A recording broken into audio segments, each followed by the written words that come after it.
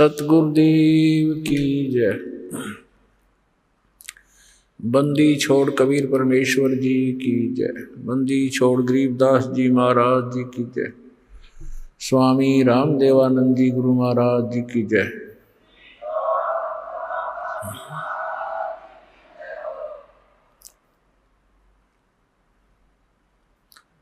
गरीब नमो नमो सतपुरुष को नमस्कार। गुरु की नहीं सुर नर मुनि जन साधुआं संतों सर्वस्ती नहीं। सतगुरु साहेब संत सब डंडो तम प्रणाम। आगे पीछे मध्य हुए तिनको जहाँ कुर्बान।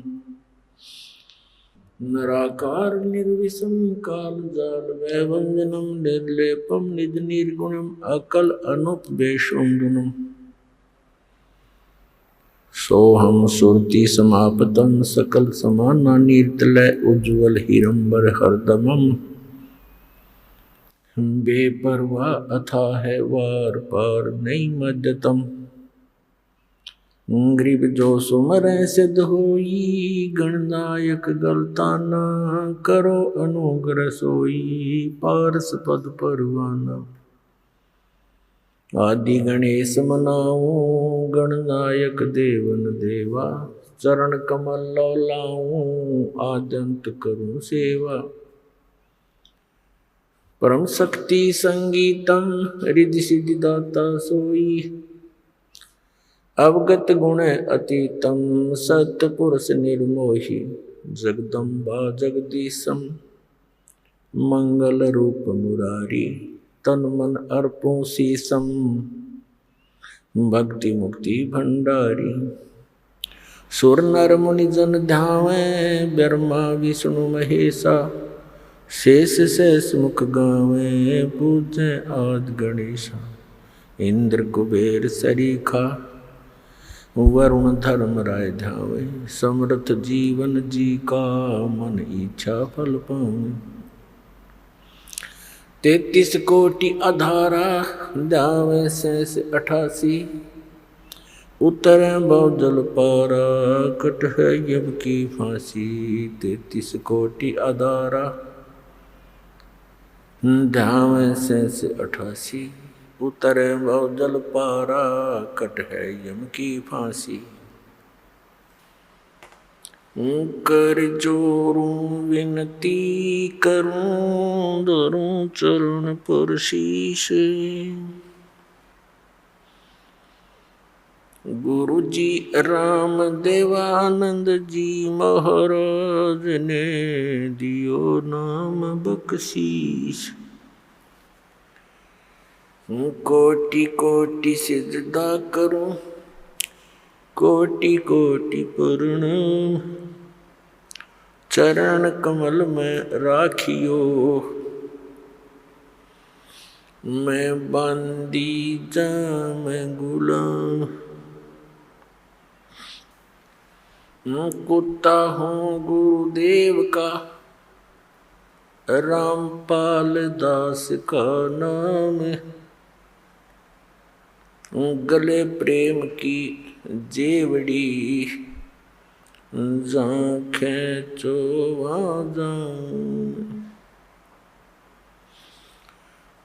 तो करो तो बावड़ू।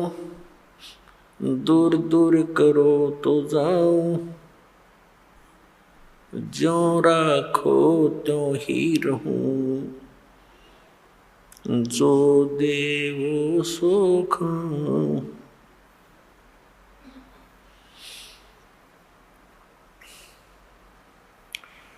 जय इब के सतगुरु मिले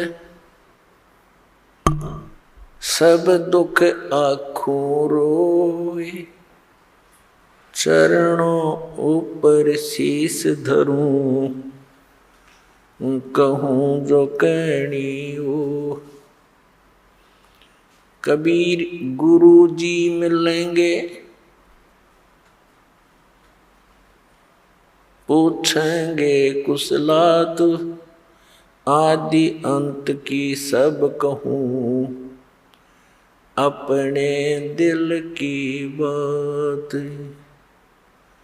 गुरु जी तुम ना भूलियो, चाहे लाख लोग मिल जाए, हम जैसे तुमको बहुत हैं, तुम जैसे हमको नहीं। तुमरे विसारे क्या बने, मैं किसकी शरण में जाऊं। शिव ब्रंच मुनि नारदा, तिनके हृदय न समाऊं। परम पिता परमात्मा पूर्ण ब्रह्म सर्व सृष्टि के रचनहार कबीर देव कबीर परमेश्वर जी, ये हमारे परम पिता हैं, हमारे जनक हैं। हम सभी आत्माएं यहाँ काल के जाल में फंसे हुए हैं। इस काल के षड्यंत्र का पर्दाफाश करने के लिए स्वयं परमेश्वर ही यहाँ आते हैं। कबीर परमात्मा ये वही परम अक्षर ब्रह्म है जिसको वेदों में पूर्ण परमात्मा परम अक्षर ब्रह्म, गीता जी में जिसको उत्तम पुरुष तु अन्य परम अक्षर ब्रह्म कहा है। ये संसार रूपी वृक्ष के जड़ हैं, मूल हैं,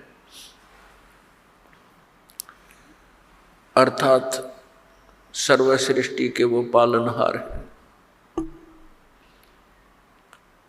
हम यहाँ काल के जाल में आकर फंस गए।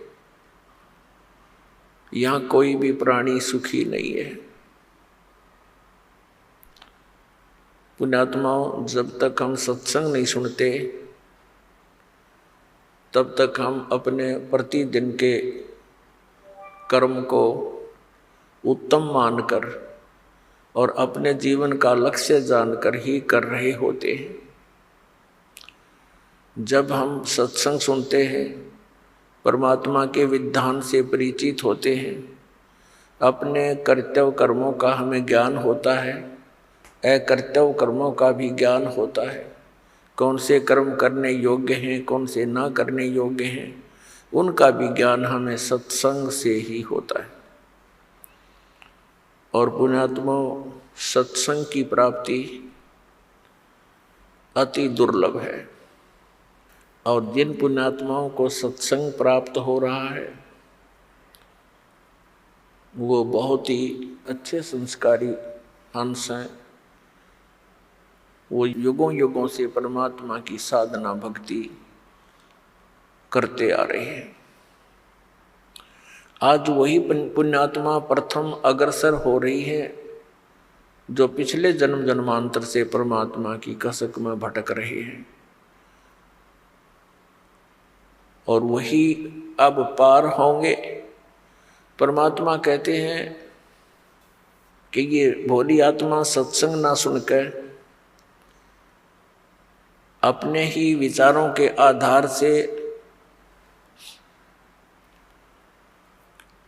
अपने ही क्रियाओं को उत्तम मानकर भक्तों और संतों को हेय समझते हैं, उनके साथ मजाक करते हैं, क्योंकि उनको ज्ञान नहीं। इसके विषय में परमात्मा ने कहा कि साधों से ती मस्करी और ये चोरा नाल खुशहाल मल अखाड़ा जीतेंगे, ये युगन युगन के माल। संत भक्तों जो सतमार्ग बताता उनके साथ तो मस्करी करते हैं, मजाक करते हैं, उनका उपहास करते हैं। और चोरों नाल खुशहाल जो गलत साधना बता रहे हैं, शास्त्र के विरुद्ध ज्ञान दे रहे हैं, उन चोरों के साथ ये प्रसन्न है। और फिर बताया है कि इस परमात्मा के यथार्थ ज्ञान को वही पुण्यात्मा ग्रहण करेंगी। कौन? मल अखाड़ा जीतेंगे ये युगन युगन के माल। माल माने रेसलर यानी पहलवान। इस भक्ति रूपी अखाड़े के वो पहलवान हैं जो युगों युगों से एक्सरसाइज करते हुए आ रहे हैं और वो परमात्मा के ज्ञान को शीघ्र ग्रहण करते हैं। और दूसरे जो भक्तिहीन प्राणी हैं वो संतों के साथ मस्करी करते हैं, मजाक उड़ाते हैं, उनकी निंदा करके पाप के भागी बनते हैं। उसके विषय में कहा कि साधों से ती मस्करी और चोरों नाल खुशहाल, ये तो मल अखाड़ा जीतेंगे युगन युगन के माल है। युगों युगों से लगे हुए हो आप, तब जाकर के आपको इस परमात्मा के गेम में सिलेक्शन हुआ आपका। ये अंतिम मैच है ही अब के, जब तुम समझ गए इस ज्ञान को आप जी, तो अंतिम गेम है ही आपका और निकल जाओगे गंदे लोक से, सतलोक चले जाओगे, सदा के लिए सुखी हो जाओगे।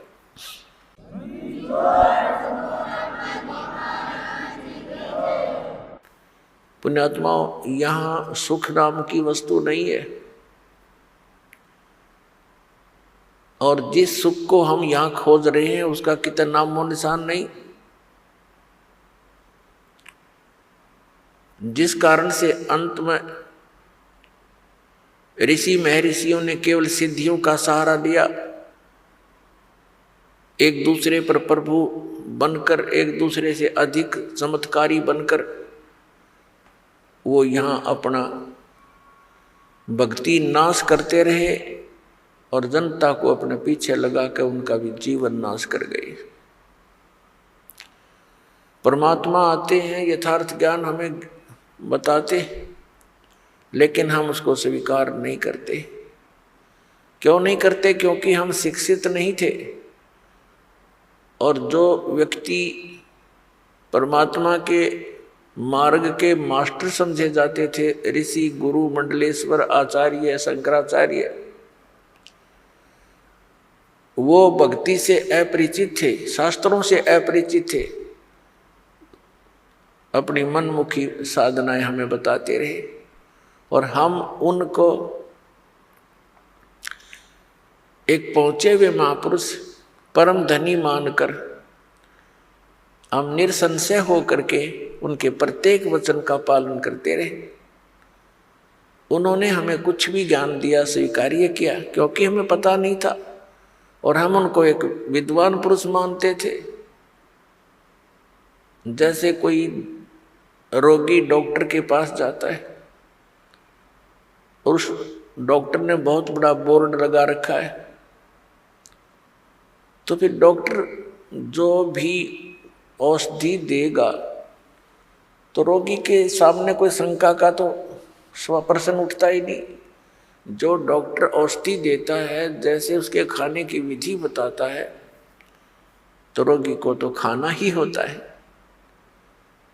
तो पुण्यात्मा, डॉक्टर की औषधि को डॉक्टर ही बता सकता है कि ये रोग नाशक है या वैसे कोई पुड़िया में राख बांध कर दे रखी है। तो ये दास भी डॉक्टर है अध्यात्म मार्ग का।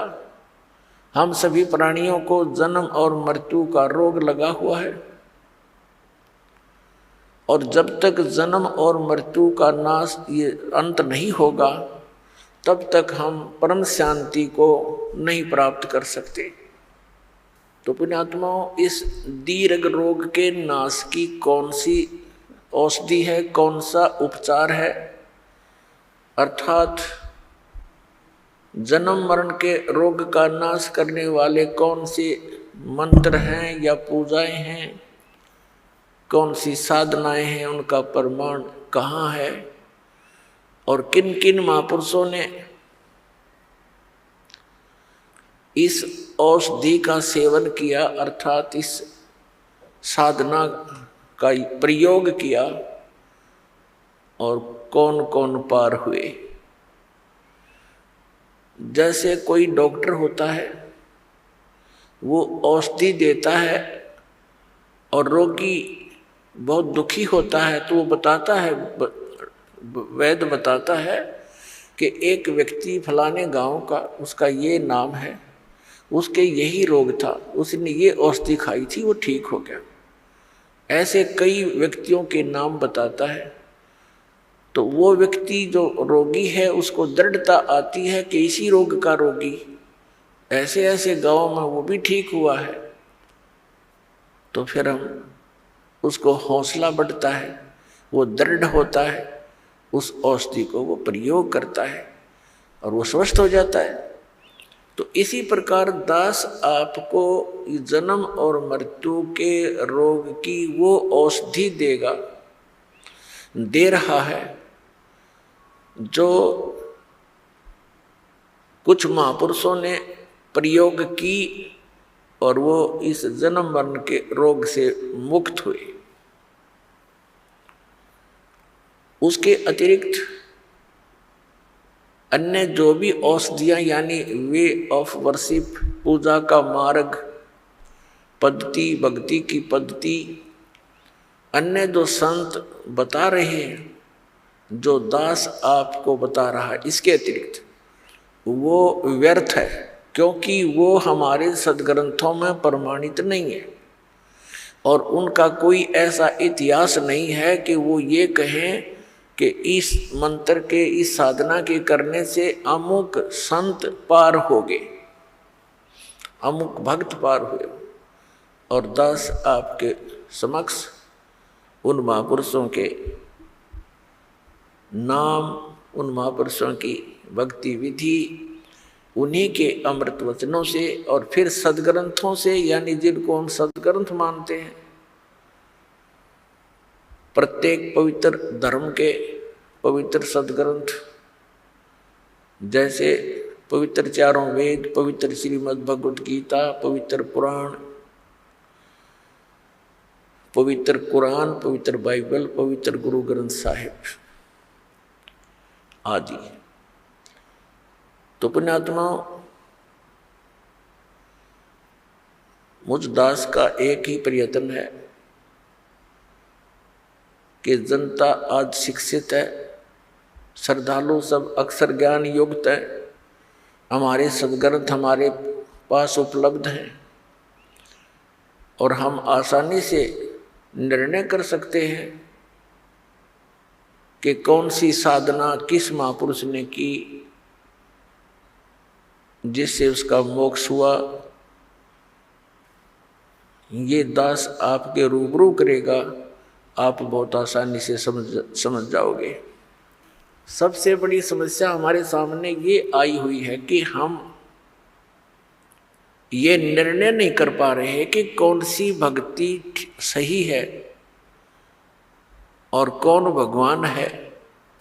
ये निर्णय हुआ और मोक्ष, क्योंकि फिर तो वो क्रियाएं जो दास बताएगा, सदग्रंथों में प्रमाण दिखाएगा और जिन महापुरुषों ने साधना की उनके वो अमृत वचन दिखाएगा, तो आपको आसानी से प्रमाणित हो जाएगा, विश्वास हो जाएगा, फिर तो भक्ति करनी ही करनी शेष है। और वो इतनी आसान है, नाम उठत नाम बैठत नाम सोवत जागबे, नाम खाते नाम पीते नाम सेती लागबे। काम करते करते उस नाम का जाप करना है। कौन से नाम का जाप करना? सतनाम का जाप करना। जो भी कंप्लीट कोर्स आपको दिया जाता है उन सभी मंत्रों का जाप करना है। पुण्यात्माओं, दास बार बार कहता है कि जैसे पवित्र चारों वेद, पवित्र श्रीमद् भगवत गीता, ये दोनों एक ही है। पवित्र चारों वेदों का निष्कर्ष है श्रीमद् भगवत गीता। श्रीमद् भगवत गीता और वेद ये गॉड गिवन स्पिरिचुअल नॉलेज है, ये परमात्मा का दिया हुआ ज्ञान है। परम अक्षर ब्रह्म यानी कबीर साहिब जी ने, कबीर परमेश्वर जी ने, असंख्य ब्रह्मांडों के स्वामी ने, ये चारों यानी पांचों वेद, एक सूक्ष्म वेद और है, पांचों वेद इस सरपुरुष अर्थात ज्योति निरंजन के अंतःकरण में फैक्स कर दिए थे। समय आने पर ये बाहर निकले, जैसे गर्भवती मादा से बच्चा अपने आप समय आने पर बाहर आता है, ऐसी व्यवस्था से परमात्मा ने ये सर्व वेद, पूरा ज्ञान, अध्यात्म ज्ञान और संसारिक ज्ञान, कैसे रहना चाहिए, किन क्रियाओं को करना चाहिए, कौन सी ना करनी चाहिए, ये सब ज्ञान दिया था। परमात्मा कौन है, उसकी साधना कौन सी है, तुम जहाँ रह रहे हो उस वो परमात्मा किस स्तर का है, वो तुम्हें कितना लाभ दे सकता है, वो कितनी हानि कर सकता है, ये सब ज्ञान दिया था। इस ज्योति निरंजन ने जब इन वेदों को पढ़ा तो इसको चिंता बन गई कि उसके अंदर पूर्ण परमात्मा की जानकारी है और उसके पाने का कंप्लीट ट्रीटमेंट, कंप्लीट यानी पूर्ण रूप से विधि है। उसने क्या किया, जो परमात्मा के पाने की विधि थी, वो मंत्र थे, वो उस पोर्शन को, उस भाग को, वेदों के उस भाग को नष्ट कर दिया और शेष जो भाग था वो हमें दे दिया, जिसको ऋषियों ने 4 विभागों में बांट लिया। उसका नाम रखा ऋग्वेद, यजुर्वेद, सामवेद और अथर्ववेद। उस 5वें वेद के बिना हमारा मोक्ष नहीं। इन वेदों में वर्णित विधि से, 4 वेदों में वर्णित विधि से, श्रीमद् भगवत गीता में वर्णित विधि से केवल ब्रह्म तक की प्राप्ति होती है, ब्रह्म लोक तक जाया जाता है। यहाँ की ये अंतिम उपलब्धि है। गीता जी अध्याय नंबर 8 के श्लोक नंबर 16 में लिखा है कि ब्रह्मलोक पर्यंत, ब्रह्मलोक में तक जितने भी लोक हैं वहाँ गए हुए प्राणी पुनर्वर्ती में हैं, वहाँ गए हुए भी फिर लौटकर पृथ्वी पर आते हैं। और जब तक ये आना जाना है तो मोक्ष नहीं, तो शांति नहीं, परम शांति नहीं हो सकती। अब जैसे ये चारों वेद इस ब्रह्म ने, सरपुरुष ने अपने पुत्र ब्रह्मा को दिए। ब्रह्मा जी ने इनको जैसा जाना समझा उसी का ज्ञान आगे अपने वंशजों को, अपने पुत्र प्रपौत्रों को दिया और उस ज्ञान को ही आपस में विचार विमर्श करके इन ऋषि महर्षि ब्राह्मणों ने आगे फिर अपने अनुभव की पुस्तकें बना दी, जिनको वेदों के अन्य भाग बोले जाते, उपनिषद कहे जाते। तो जो वेदों के अन्य जो भाग हैं वो ऋषियों के अपने बनाए हुए अपना अनुभव है, उपनिषद है वो उनका अनुभव है। यदि वो वेदों से और 5वें वेद से मेल नहीं खाता है तो व्यर्थ है। श्रीमद् भगवत गीता का ज्ञान इसी सरपुरुष ब्रह्म ने दिया और इसने श्रीमद् भगवत गीता के अंदर कुछ अपने सतर की अटकल अवश्य लगाई है, जोड़ी है, युद्ध करवाने के लिए और जीव को भरमाने के लिए। लेकिन हमने उसका निर्णय सूक्ष्म वेद से करना है। हमारे पास एक ऐसा पैमाना है, ऐसा एक हमारे पास एक तराजू है जिसमें हम प्रत्येक ग्रंथ को तोल सकते हैं, उसको पहचान सकते हैं, परख सकते हैं। हमारे पास एक ऐसा ग्रंथ है जिसको सूक्ष्म वेद कहते हैं। श्रीमद् भगवत गीता अध्याय नंबर 4 के श्लोक नंबर 32 में उसी सूक्ष्म वेद की जानकारी दी गई है कि वो परमात्मा अपने मुख कमल से उस विस्तार पूर्वक अध्यात्म यज्ञों यानी धार्मिक अनुष्ठानों की जानकारी देते हैं और उसको तत्व ज्ञान कहते हैं। फिर गीता ज्ञानदाता कहता है गीता अध्याय नंबर 4 के श्लोक 34 में कि उस तत्व ज्ञान को जो परमात्मा अपने मुख कमल से आकर स्वयं बोलता है, ज्ञान देता है, उस तत्व ज्ञान को तू तत्वदर्शी संतों के पास जाकर समझ। उनको दंडवत प्रणाम करने से, कपट छोड़कर उनकी सेवा करने से वो तत्वदर्शी संत ज्ञानी महात्मा आपको उस तत्व ज्ञान का उपदेश करेंगे। इससे एक तो ये सिद्ध हो गया कि गीता जी का ज्ञान कंप्लीट नहीं है, संपूर्ण नहीं है। गीता ज्ञान दाता ने ये ऑप्शन छोड़ दिया, एक प्रावधान छोड़ दिया कि उससे मैं परिचित नहीं हूं। जो परमात्मा अपने मुख से आकर बोलता है वो ज्ञान, वो सच्चिदानंद घन ब्रह्म की वाणी है और उसको उसके परिचित तत्वदर्शी संत ही तुझे बता पाएंगे। उनसे पूछो। तो दास जो कहना चाह रहा है कि ये जो पवित्र चारों वेद, पवित्र श्रीमद् भगवत गीता, इनका ज्ञान गलत नहीं, लेकिन ये कंप्लीट कोर्स नहीं, इनमें कंप्लीट स्पिरिचुअल नॉलेज नहीं, संपूर्ण अध्यात्म ज्ञान नहीं है। और संपूर्ण बिना फिर पूर्ण मोक्ष कैसे होगा? अंडरस्टूड है, ये तो आम आदमी समझ सकता है। अब यहाँ ये हमारे धर्मगुरु हमें उलझाने की चेष्टा करते रहे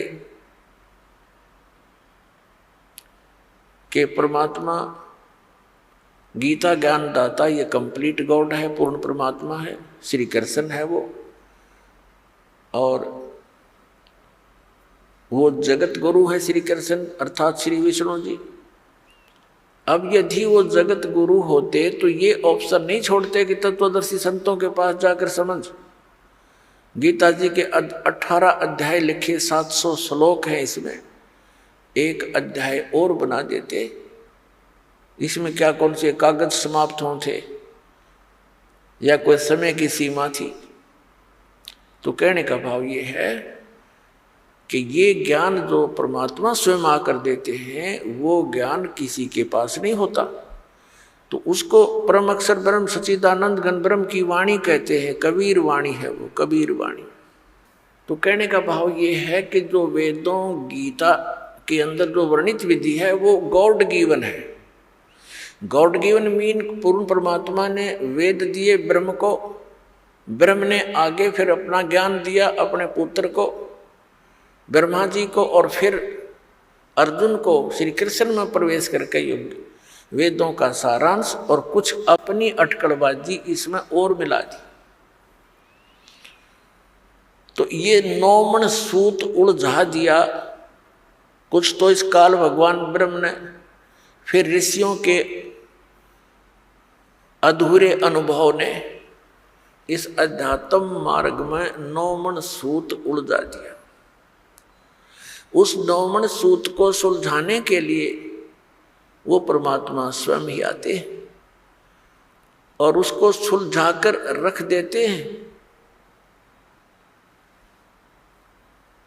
जैसे आज से 600 वर्ष पहले लगभग परमात्मा आए थे, सन 1398 से सन 1518 तक 120 वर्ष परमेश्वर यहाँ रहे पृथ्वी पर। सतलोक से सह शरीर आए थे, सह शरीर चले गए थे। तो उसमें उन्होंने अपना ये ज्ञान बोला था, अपनी अमृतवाणी बोली थी, वो परम अक्षर ब्रह्म है। तो उस समय इस अध्यात्म ज्ञान को सुलझाकर अपनी अमृतवाणी में लिख कर चले गए थे। परमात्मा जानी जान है, उनको मालूम था कि काल फिर से अपना कोई अटकलबाजी अड़ाएगा। तो परमात्मा के जाने के बाद उसी परमात्मा परमेश्वर कबीर देव जी के, कबीर साहिब जी के पंथ में, उन्हीं का गुणगान करने वालों में काल के दूत घुस गए। उन्होंने भिन्न भिन्न पंथ कबीर जी के नाम से चला दिए और उन्होंने उस सूक्ष्म वेद को, जो कबीर वाणी को, अपने अनुकूल, जो भी उनकी व्याख्या, उनके अनुभव, उन्होंने जिससे भी कुछ ज्ञान ग्रहण किया, उस ज्ञान का जैसे भी समर्थन, उस अज्ञान का समर्थन, अपने अज्ञान अनुभव का समर्थन करने के लिए उन्होंने ग्रंथ, उस कबीर सागर में, कबीर साहब की वाणी में भी कुछ हेर फेर कर दिया।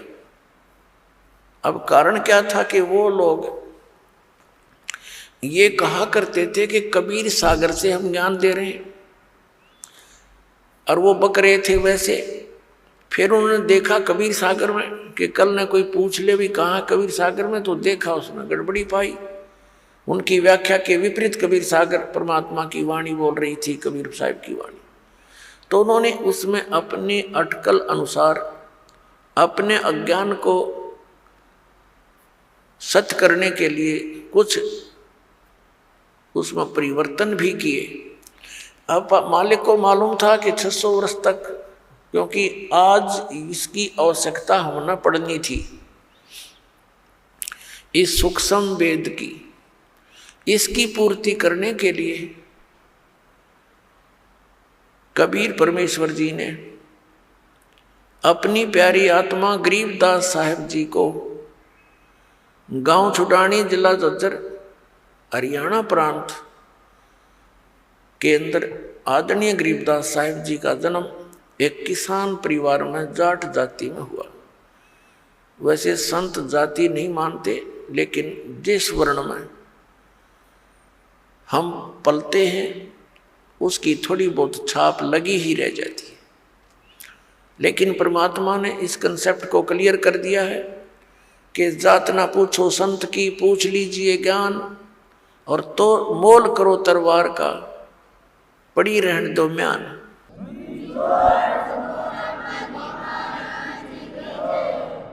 आदरणीय गरीबदास साहिब जी जब 10 वर्ष के बालक थे, अपने गांव, अपने ही गांव के खेतों में, अपने ही खेतों में, अपनी जमीन में, वहां पशुएं गौवें चरा रहे थे। परमात्मा वही कबीर देव काशी से सह शरीर जाने के लगभग 200 वर्ष उपरांत सन 1518 में गए थे, सह शरीर चले गए थे परमात्मा कबीर जी, और सन 1727 में आकर के वे गरीबदास जी को सतलोक से आकर के फिर मिले, लगभग 209 वर्ष बाद। और फिर उनको वहाँ आकर उनके पास पहुँचे। उस समय ये पाली यानी आदरणीय गरीबदास साहिब जी तथा उसी के साथी गवाले वहाँ पशुएं चल रही थी। दिन के 10 बजे फाल्गुन सुदी द्वादशी, फाल्गुन सुदी द्वादशी और विक्रमी संवत 1784 यानी सन 1727 दिन के 10 बजे खाना खा रहे थे। गौवें चर रही थी, इधर उधर कुछ बैठी थी वृक्षों के नीचे। परमात्मा एक साधु वेश में, जिंदा के महात्मा के वेश में वहां आए। पालियों ने, ग्वालों ने कहा राम राम महाराज जी। परमात्मा ने कहा राम राम भाई।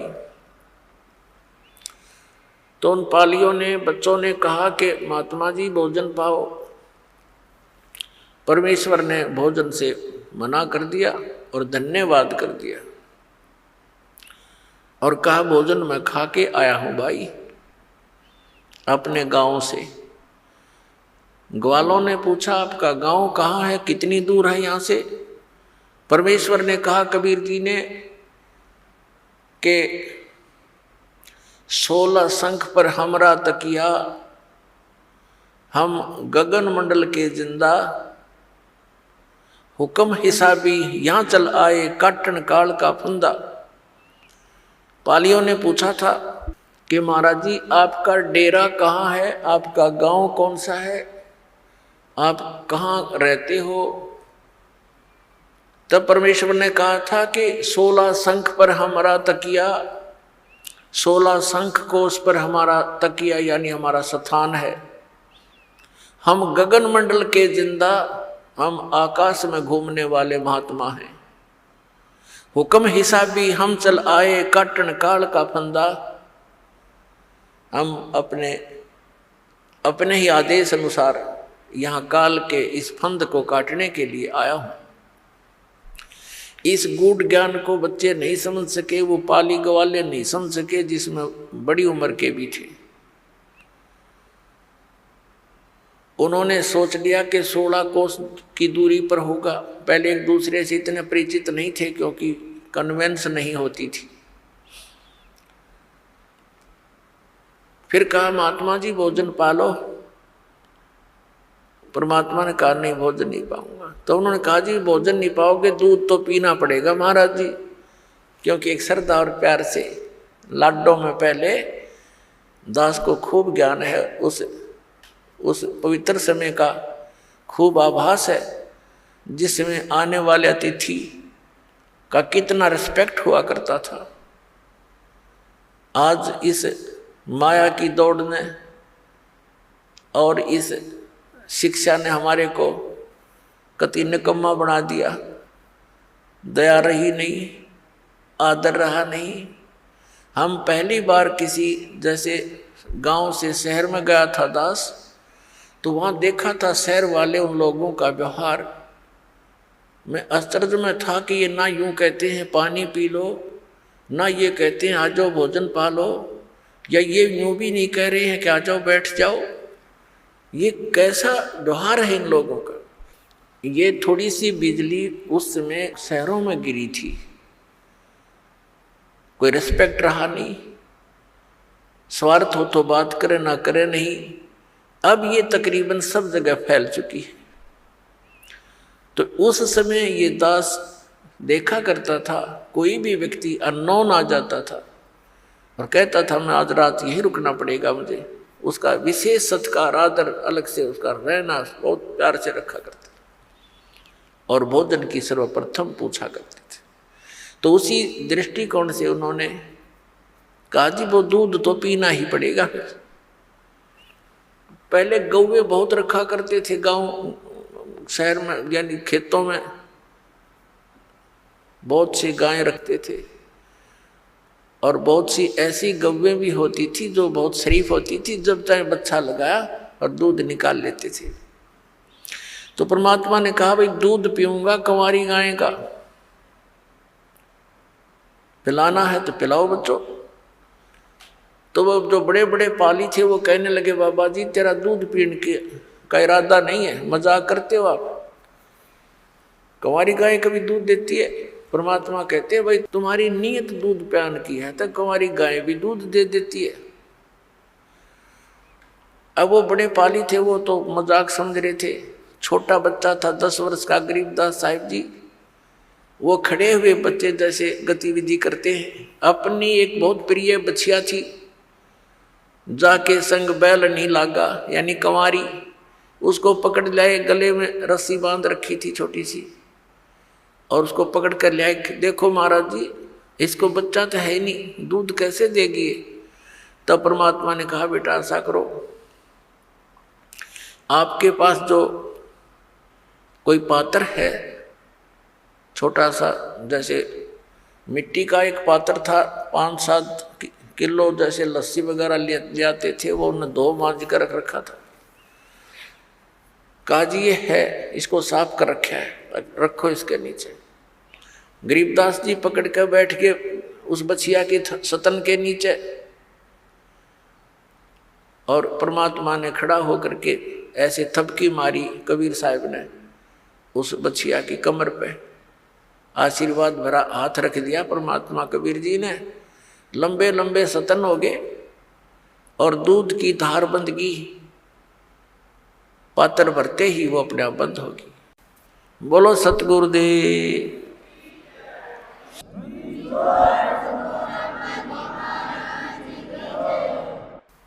अब वो गरीबदास जी उस लेकर के उस पात्र को परमात्मा से कहा, ले महाराज जी पी लो, आपने तो कमाल कर दिया। अब परमात्मा ने आधा पिया, कुछ पिया उसमें से, और शेष कहा, ले बच्चों तुम पी लो, पालियो तुम पी लो, गवालो। तो बड़े बड़े जो गवाले थे वो कहने लगे हम ना पीवें, एक तो आपने जंतर मंत्र का दूध निकाल दिया, और फिर पता नहीं तू कौन सी जाति का है, तेरा जूठा हम ना पीवें, और जंतर कुंवारी गाय का दूध हमें पाप लगे, हम कभी नहीं पीवें। वो तो उठ कर चले गए इस बात के मारे, कहीं बाबा जी प्रेशर ना दे दे, पीना ही पड़ेगा। गरीबदास जी ने कहा, लाओ भगवान आपका दास पीवेगा। पुणात्माओं, साधों से ती मस्करी ये चोरा नाल खुशाल, मल अखाड़ा जीतेंगे ये युगन युगन के माल। तो वो युगन युगन के माल थे गरीबदास जी, युगन युगन के पहलवान थे, रेसलर थे, अब प्रैक्टिस करते आ रहे थे। उनके हृदय में एकदम बात सवागी, अकेला आपका दास पीवेगा। तो पुण्यात्माओं, इस ज्ञान को, इस मार्ग को वही ग्रहण कर रहा है जो युगों युगों का माल पहलवान है, बहुत दिनों से इसमें संघर्षशील है। तो आदरणीय गरीबदास साहिब जी ने कहा, पिया, और कहा महाराज जी दूध तो हम डेली पीते हैं, पर इस दूध का टेस्ट आज तक नहीं देखा मैंने। तब परमेश्वर कबीर देव जी ने कहा कि बेटा ये सतलोक से, मेरे लोक से दूध आया है, वहाँ दूधों के दरिया भरे हैं, सरोवर भरे, वो खराब नहीं होते, बड़े बड़े समुद्र भर रखे। अपने आत्माओं, इन बातों का आज ये विश्वास कराना इस साइंस ने ऐसा नास्तिक बना दिया इस बोली आत्मा को कि दूध खराब क्यों नहीं होगा, कहीं पर रख लो खराब होगा, ये होगा। अब जैसे गंगा का जल जो है, गंगा नदी का, इसको कहीं रखो ये कभी खराब नहीं होता, और किसी भी दरिया का या कुएं का कितना ही जल रख लो, चाहे डिस्टिल्ड करके रख लो उसको, वो भी खराब हो जाता है। तो ये एक सैंपल है सतलोक के मटेरियल पदार्थ का, कि वहाँ ऐसे पदार्थ हैं। गरीबदास जी ने कहा, भगवान सचमुच वहाँ दूधों के सरोवर भरे हैं। कहाँ बेटा, तो फिर तो वहाँ गाय भी रखने की जो आवश्यकता नहीं होगी। ना, बिल्कुल नहीं।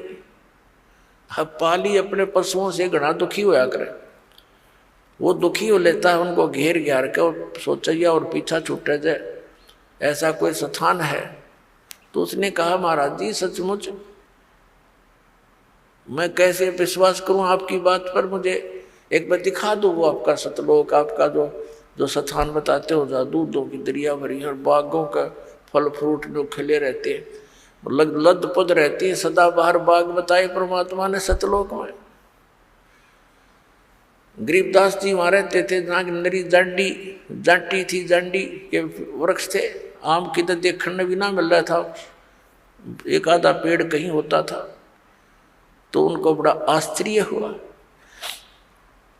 परमात्मा आए इसी उद्देश्य से थे कि मेरा कोई गवाह बने, मुझे कोई पहचान ले, मेरा साक्षी बने। आने वाले समय में कलयुग के अंदर जो या बीतली पीढ़ी आनी थी, इसके लिए मालिक ने सारी भूमिका बनाई थी, बैकग्राउंड तैयार कर गए थे कि हु इज गॉड, कौन है परमात्मा और कैसे उसको पहचाना जा सकता है, क्या लक्षण है उसके।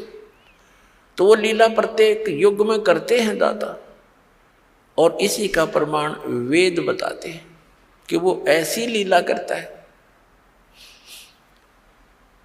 सतलोक में लेकर गए परमात्मा उस आदरणीय गरीबदास साहिब जी को।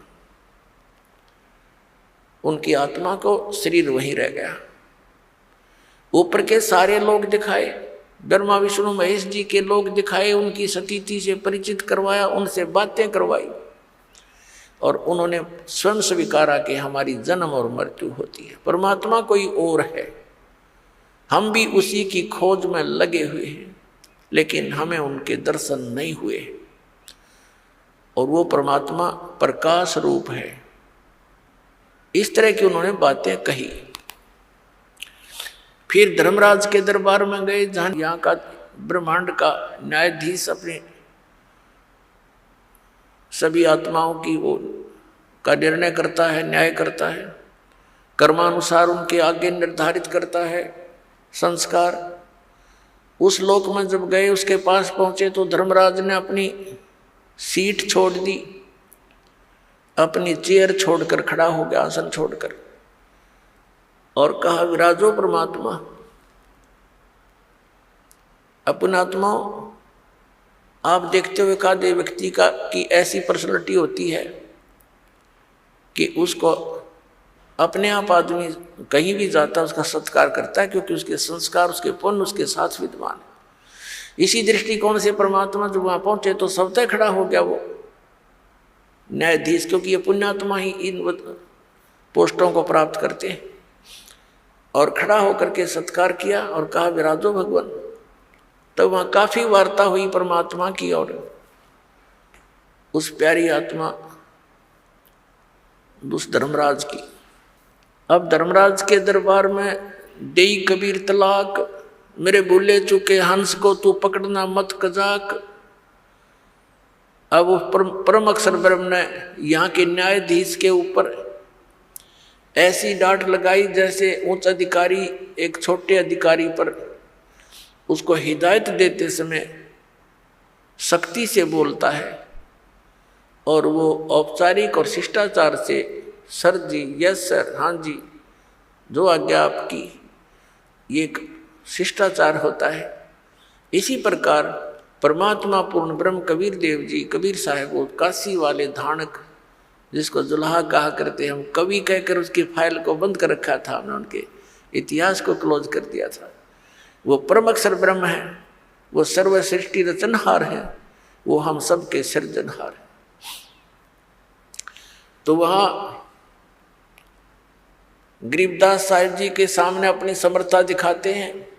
धर्मराज से कहा कि खबरदार दे, तूने मेरे किसी हंस का, जिसने मेरे संत से, मेरे द्वारा, मेरे रिप्रेजेंटेटिव, मेरे द्वारा भेजे संत से उपदेश प्राप्त प्राणी का तूने अकाउंट भी नहीं ले करना, उसका लेखा जोखा भी नहीं करना तूने। खबरदार दे, उसको पकड़ लाया है तो। धर्मराज हाथ जोड़कर कहता है, करबद्ध होकर कहता है कि ये परमात्मा, आपके हंस को, आपका जो उपदेशी होगा उसको मैं कभी नहीं पकड़ूंगा, उसको कोई दंड नहीं दूंगा। धर्मराय दरबार में देई कबीर तलाक, मेरे भूले चूके हंस को तू पकड़िए मत कजाक।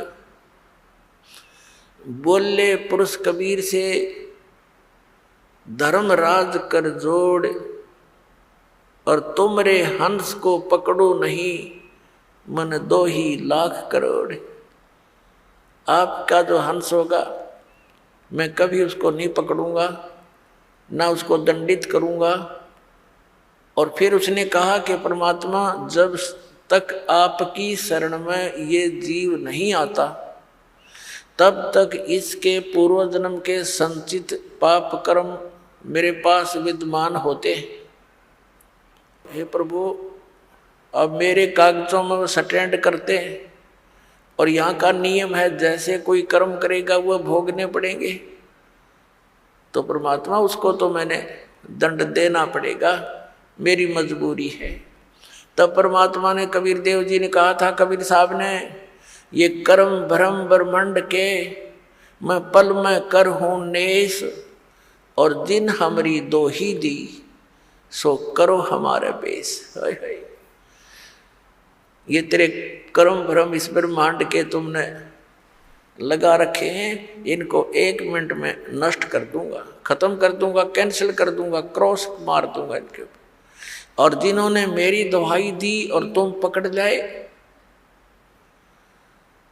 तुम्हारे अनुचर उनको यहाँ ले आए और उन्होंने ये कह दिया कि मैं तो ऐसे ऐसे कबीर साहब का बच्चा हूँ, तुम मुझे नहीं पकड़ सकते, तुम गलती कर रहे हो, तो उनको करो हमारे पेश, उनको फिर हमारे पास ले आना, मेरे बच्चों को, तुम उनको दंड मत देना।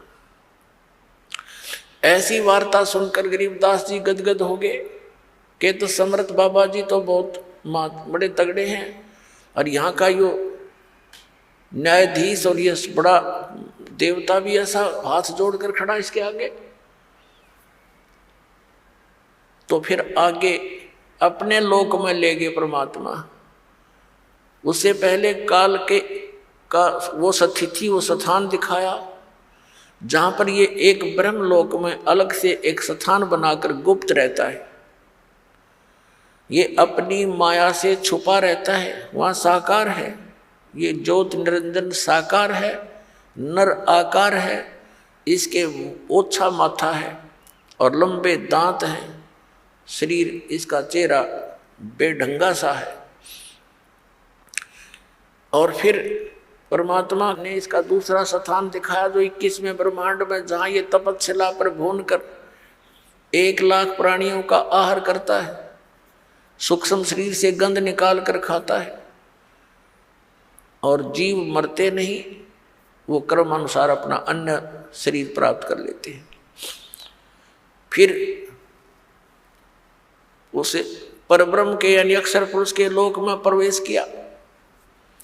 वो 11वां द्वार है जो इस काल के लोक से और सरपुरुष के लोक से अक्षर पुरुष के लोक में जो प्रवेश करना होता है जिस मार्ग से, वो 11वां द्वार है।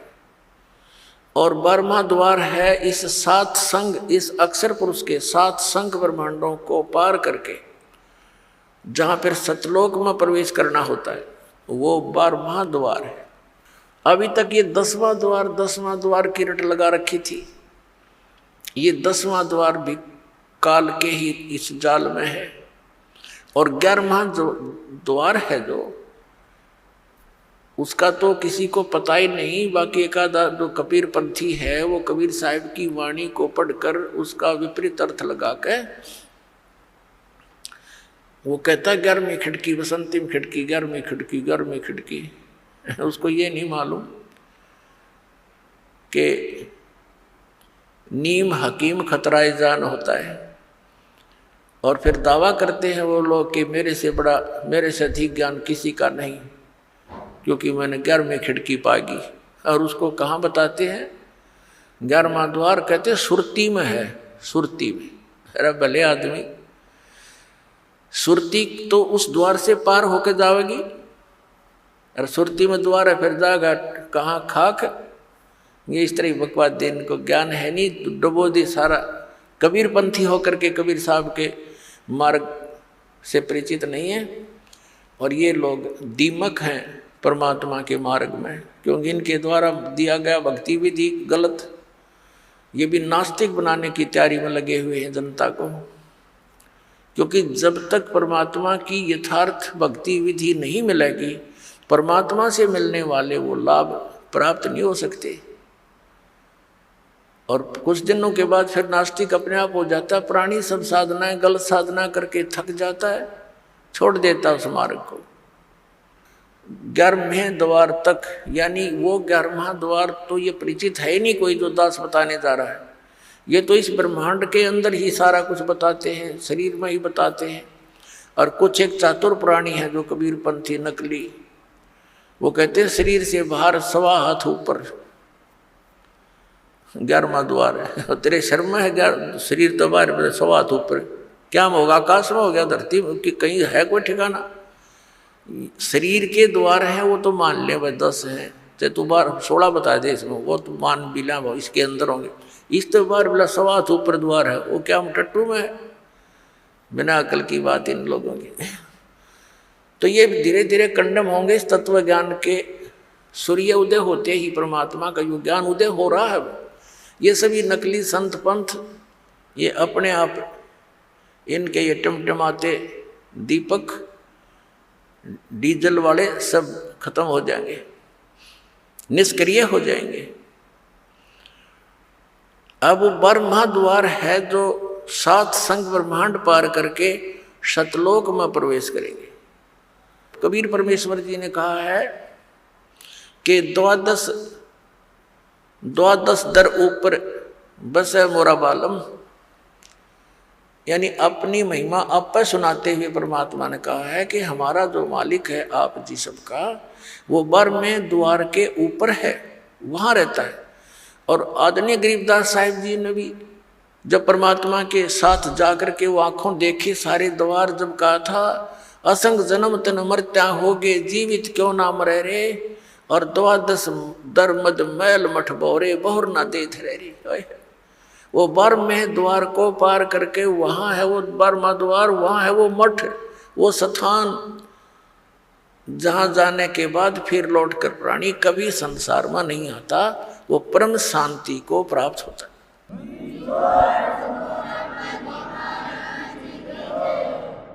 जब बर में द्वार को पार करके सचखंड सतलोक में प्रवेश किया, आदरणीय गरीबदास साहिब जी के शरीर का नूर 16 सूर्य जितना प्रकाशमय हो गया। और क्या देखा, वो जिंदा महात्मा के रूप में परमात्मा जा रहे थे। उस परमेश्वर ने अपने रूप को, अपने तेज को छुपाया हुआ था, और दूसरे रूप में वो वही कबीर परमात्मा अपने अन्य रूप में एक बहुत बड़े सिंहासन पर तख्त ये अपना लकड़ी का नहीं, तख्त होता है, जैसे राजा लोगों की राजगद्दी को तख्त बोला करते थे कि फलाना राजा इतने सन में तख्त पर विराजा था, तख्त पर बैठा था, यानी गद्दी पर बैठा था। कंट्रोलर की सीट पर समझ लो तख्त। तो वहाँ परमात्मा विराजमान दूसरे रूप में सिंहासन के ऊपर, बहुत सुंदर सिंहासन, और जिंदा महात्मा के रूप में कबीर जी, कबीर परमेश्वर जी नीचे से गए थे, गरीबदास साहिब जी उनके साथ थे।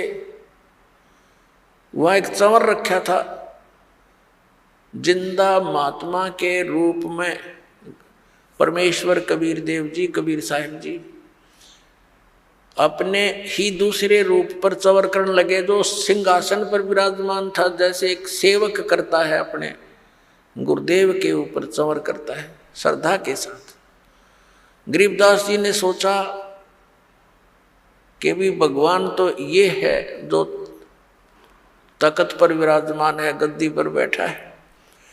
उस परमात्मा के एक रोमकूप में करोड़ सूर्य मिला दे, करोड़ चंद्रमा, इतना नूर था एक रोम का। एक रोमकूप कहो चाहे एक बाल कहो, रोमकूप समझो। रोमकूप का अर्थ है जो रोम का छिद्र, बाल का छिद्र। अब गरीबदास जी ये सोचने लगे कि ये है भगवान, और बाबा जी यहाँ का नौकर ना करे इनका। जो जिंदा महात्मा के रूप में भगवान गए थे नीचे से ऊपर, उसी समय वो तेजो में शरीर खड़ा हुआ। तेजो में शरीर वाले प्रभु खड़े हुए और जिंदा महात्मा का रूप उस पर विराजमान हुआ, अनंत ब्रह्मांड के कंट्रोलर के सिंहासन पर। और वो तेजो में शरीर स्टोर करने लगा बाबा जी वाले रूप पर, नौकर की तरह, सेवक की तरह। अब गरीबदास जी कभी उधर देख रहे हैं बालक, कभी इधर देख रहे हैं, सोच रहे हैं ये क्या कारण है कि इस बाबा जी के ऊपर और ये भगवान चंवर कर रहे हैं। इतने में क्या देखा कि वो तेजो में शरीर उस जिंदा वाले शरीर में समा गया। अकेले जिंदा वाला शरीर अनंत कोट ब्रह्मांड के स्वामी के उस सिंहासन पर विराजमान रहे, चंवर अपने आप हो रहा था, अपने आप सिर पर ऐसे हो रहा है। गरीबदास जी अचरज में गिर गए और कहा कि भगवान सचमुच आप ही परमात्मा हो। कहाँ बेटा, मैं ही परमात्मा हूँ। सो छलछीदर मैं करूं अपने जन के काज। तो गरीबदास जी ने वहां के देखे सब वो नजारे, वो समुद्र और वो भरे हुए दूधों और दहियों के माट, वो सरोवर देखे, फलदार वृक्ष देखे और वहाँ का वातावरण देखा। कहा भगवान अब मुझे यही रख लो आपके बच्चे को। वहाँ के वो सब भक्त जो आत्मा हंस वहाँ पर रहते हैं उनसे मिले। कबीर साहब ने फिर उनको सृष्टि रचना सुनाई। उन अन्य जो वहाँ रहते हैं पुण्यात्मा, उन्होंने बताया कि ऐसे ऐसे जो यहाँ से चले गए उन्होंने ये गलती की थी और उसका दंड देखो कहाँ भोगना पड़ रहा है। परमात्मा जाते हैं, कोई सुनता नहीं, उस काल के ही बातों में फंसे पड़े हैं, उसके झूठे सुख में सब वहीं पर व्यस्त हैं। जन्म और मृत्यु और 84 लाख प्रकार के प्राणियों के शरीरों में वो कष्ट उठा रहे हैं गरीबदास। और अब ये है वो स्थान जहाँ कभी जन्म मृत्यु नहीं होती, कभी वृद्ध अवस्था नहीं आती और कुछ भी काम नहीं करना पड़ता, इतना आनंद रहता है, सब आहार उपलब्ध है। गरीबदास जी ने कहा परमात्मा मुझे यही रख लो, भेजो ना भगवान, वो तो घना गंदा लोक है भगवान, वहाँ तो हाहाकार मच रही है। तब गरीब परमात्मा ने कहा बेटा तुम यहाँ से जब गए तुम बहुत भक्ति युक्त थे, अब तुम भक्ति रहित हो गए। मैं एक ऐसा मंत्र दूंगा जिसको सतनाम कहते हैं, 2 अक्षर का है, जिसमें एक ओम मंत्र है, एक तत्व गुप्त है। श्रीमद् भगवत गीता अध्याय नंबर 17 के श्लोक 23 में ये मंत्र सांकेतिक अर्ध सांकेतिक लिखा है। ओम तो सार्वजनिक है, स्पष्ट है। तत् और सत ये 2 मंत्र गुप्त हैं। ये केवल कबीर परमात्मा ने अपनी उन प्यारी आत्माओं को दिए थे जिनका मोक्ष हुआ। फिर उनको सख्त हिदायत दे दी थी कि अभी इस सतनाम को डिस्क्लोज ना करना, नहीं तो आने वाले समय में ये काल के दूतों का दाव लग जाएगा और मेरे बच्चे भिन्नता पहचान नहीं सकेंगे, क्योंकि इस मंत्र के देने वाला पृथ्वी पर एक ही होता है, दूसरा नहीं हो सकता। या तो परमात्मा आए थे, उसमें वो अकेले ही थे, ना कोई ऐसा साधन था, ना कोई मीडिया थी, ना कोई कन्वेंस था, और फिर भी परमात्मा ने 64 लाख से 100 को स्वयं ही नाम दिया, दीक्षा दी थी, अन्य को नहीं दी थी। भले ही ये मंत्र नहीं दिया था, ये 5 मंत्र जो आपको 7 मंत्र बना कर दिए जाते हैं, तो उसमें केवल ये 5 मंत्र ही देते थे दाता, ताकि पता था उनको कि ये अभी मुझे पहचान नहीं सकेंगे, और यदि इनको किसी को मंत्र ये दान कर भी दिया तो ये डिस्क्लोज हो जाएगा, बात बिगड़ जाएगी।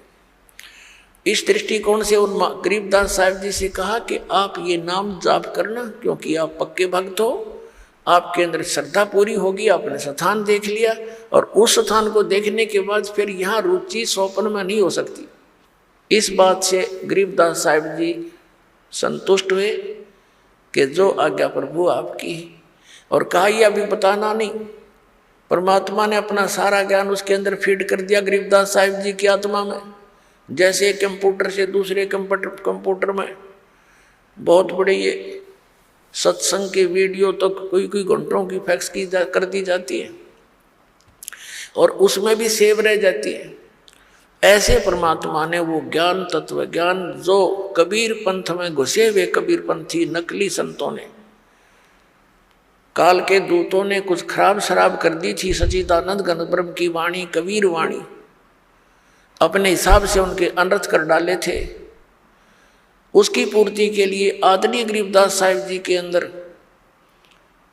वो पुनः ज्ञान उसके अंदर फीड किया था और फिर उसको सार्वजनिक करवाया था।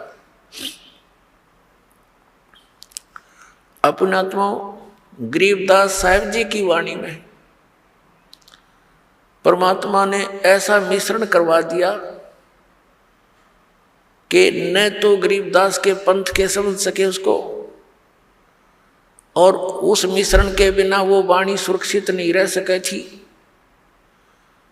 कहीं पर तो गरीबदास जी ने राम और कृष्ण की महिमा सुना दी ताकि ये भोली आत्मा राम और कृष्ण पर आरूढ़ है, इसी आधार से इस वाणी को सुरक्षित रखें।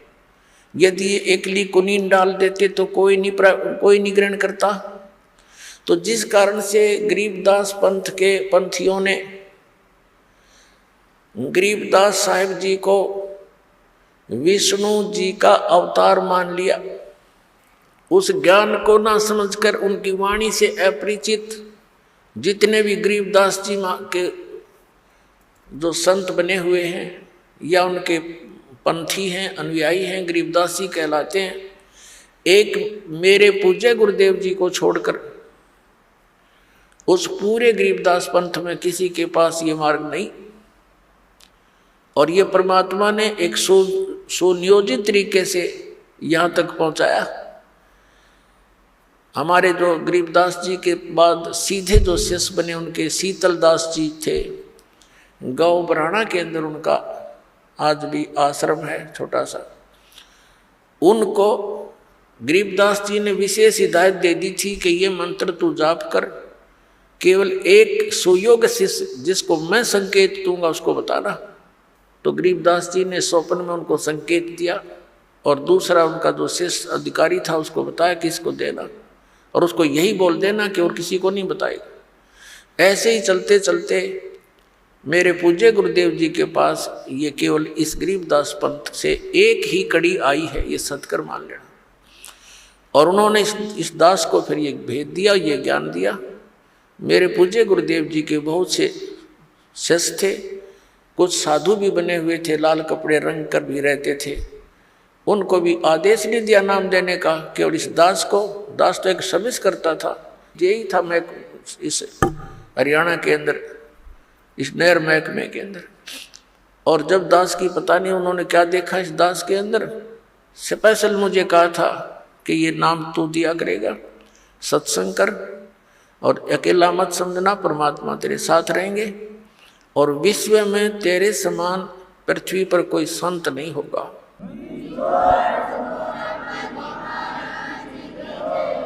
उस समय मेरे पूज्य गुरुदेव जी की आयु लगभग 105 वर्ष की थी। और कहते हैं साध वचन पलटे नहीं, चाहे पलट जावा ब्रह्मांड। तो पुण्यात्माओं, ऐसे इस अनमोल ज्ञान को सुरक्षित रखा गया था। तो गरीबदास साहिब जी को कहा था बेटा आप जाइए और प्रचार कीजिए मेरी वाणी का, और ऐसे इसको गुप्त रखना, तो स्वयं जाप करना इस मंत्र का, अन्य किसी को। उस कबीर परमात्मा ने भी यही कहा था कि एक सुयोग्य से तुझे संकेत करूंगा उसी को देना। तो ऐसे संकेत होते होते ये मेरे पूज्य गुरुदेव जी तक पहुंचा, उससे इस दास को प्राप्त हुआ। और सन 1997 में मार्च के अंदर फाल्गुन सुदी एकम को परमात्मा ने इस दास को कुछ समय के लिए दर्श दिए और कहा कि अब इस सतनाम और सारनाम को कर दे सार्वजनिक, समय आ गया बेटा। पुनः तो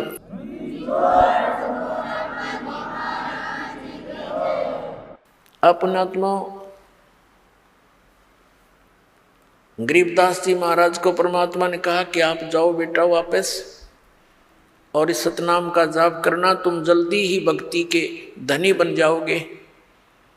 तुम्हारा जितना भी हानि हुई है इससे वो अक्षति पूर्ति हो जाएगी। फिर उसकी महिमा बताई है परमात्मा ने, जो गरीबदास जी ने परमात्मा कबीर जी से सुने हुए ज्ञान को कैसे बताया है कि सतनाम पालड़ रंग होरी हो, 14 लोक चढ़ावे राम रंग होरी हो, 3 लोक पासंग धर रंग होरी हो, तो ना तुलाया राम रंग होरी हो। सतनाम के एक श्वास की कीमत पुण्यात्माओं कितनी है। एक सतनाम के श्वास उस श्वास से एक कंप्लीट मंत्र की कमाई बन जाती है। जैसे आप एक मंत्र श्वास से बाहर छोड़ते हो, दूसरा अंदर लेते हो, ये एक कंप्लीट जाप हो गया सतनाम का। कई भक्त असमंजस में पड़े रहते हैं। ये एक मंत्र समझो कि बस स्टार्ट जिससे किया अंत दूसरे पे हो गया, बस ये एक मंत्र हो गया। इसकी कितनी कीमत है? आप तो बालक को, आपको पता नहीं। ये वहाँ डिपॉजिट होने लग रहा है आपका परमात्मा के सच्चे दरबार में। कि एक परमात्मा कबीर साहब ने बताया है, गरीबदास साहिब जी के माध्यम से ये ज्ञान दिया है कि एक तराजू के एक पलड़े में, ताखड़ी के बैलेंस अंग्रेजी में कहते हैं इस तराजू को, एक पलड़े में कहते हैं सतनाम का एक सिमरन की कीमत रख दे, वैल्यू। और फिर कहते हैं दूसरे पलड़े में 14 लोक रख दे। ये 14 लोक कौन से? ये ब्रह्मा जी का लोक, विष्णु जी का लोक, शिव जी का लोक, स्वर्ग लोक और दुर्गा का लोक, ब्रह्म लोक, और ये और नीचे के पाताल, ये अन्य लोक 6 लोक अलग हैं। 7 है वैसे, लेकिन ये पाताल लोक अलग से इन 3 लोकों में गिना जाता है, पृथ्वी लोक, स्वर्ग लोक और पाताल लोक। एक महास्वर्ग है, एक धर्मराज का लोक, और ये प्रत्येक अलग अलग 98,000 ये 88,000 खेड़े हैं। इस तरह के ये 14 लोक हैं, जैसे गोलोक, भूलोक, भुवलोक, इस तरह काफ़ी लोग 14 लोक बनते हैं कुल मिला के। तो क्या बताया कि 14 लोक तो एक तरफ, और एक श्वास सतनाम की कीमत एक तरफ पालड़े में, और 3 लोक पासेंगदर है। ये पूरी पृथ्वी, पाताल और स्वर्गलोक, जिसको इंद्र का लोक कहते हैं। इन तीनों लोकों की तो इसमें गिनती ही नहीं है। अब पासेंग क्या होती थी? पहले तराजू हुआ करती, देसी टाइप, अब भी है, गांव में होंगी मेरे ख्याल में, अब भी वैसे भी हैं, लोहे की होगी। पहले लकड़ी की डंडी होती थी, अब लोहे की जंजीरें होगी। पहले रस्सी बंदी होती थी उन पालड़ों के, तो उसमें हाथ से तोला करते थे। एक डंडी का एक रस्सी बांध रखी होती थी सेंटर में, तो दोनों तरफ तराजू होती थी। तो हमारे घरों पर ये कोई कनक लेने आते थे व्यापारी लोग, गेहूं वगैरह तोलते थे, आकर के मोल लेते थे। तो उसमें उनसे पहले कहा जाता था कि लाला जी पासेंग 3 एरर दिखा ताखड़ी में। वो देखता था कोई पलड़ा ऊपर नीचे होता था, तो उसमें उसी गेहूं से ही एक मुट्ठी गेहूं उठा करके दूसरी साइड में डालकर उसकी एरर ठीक कर ली जाती थी उस तराजू की। उसको पासेंग कहा करते कि इतनी पासेंग है, इसमें इतनी एरर है। तो उस पासेंग को ठीक करने के लिए एक मुट्ठी गेहूं तो वैसे डाल दिए, वो सौदे में नहीं होते। और सौदा तो वो गद्दागद मनमाना 10 क्विंटल तोल ले जा, वो सौदा है। तो परमात्मा कहते हैं कि सतनाम पालड़ रग होरी हो, और 14 लोक चढ़ावे राम रग होरी हो। ये 3 लोक पासेंग धरे रग होरी हो, तो ना तुलाया राम रंग होरी हो।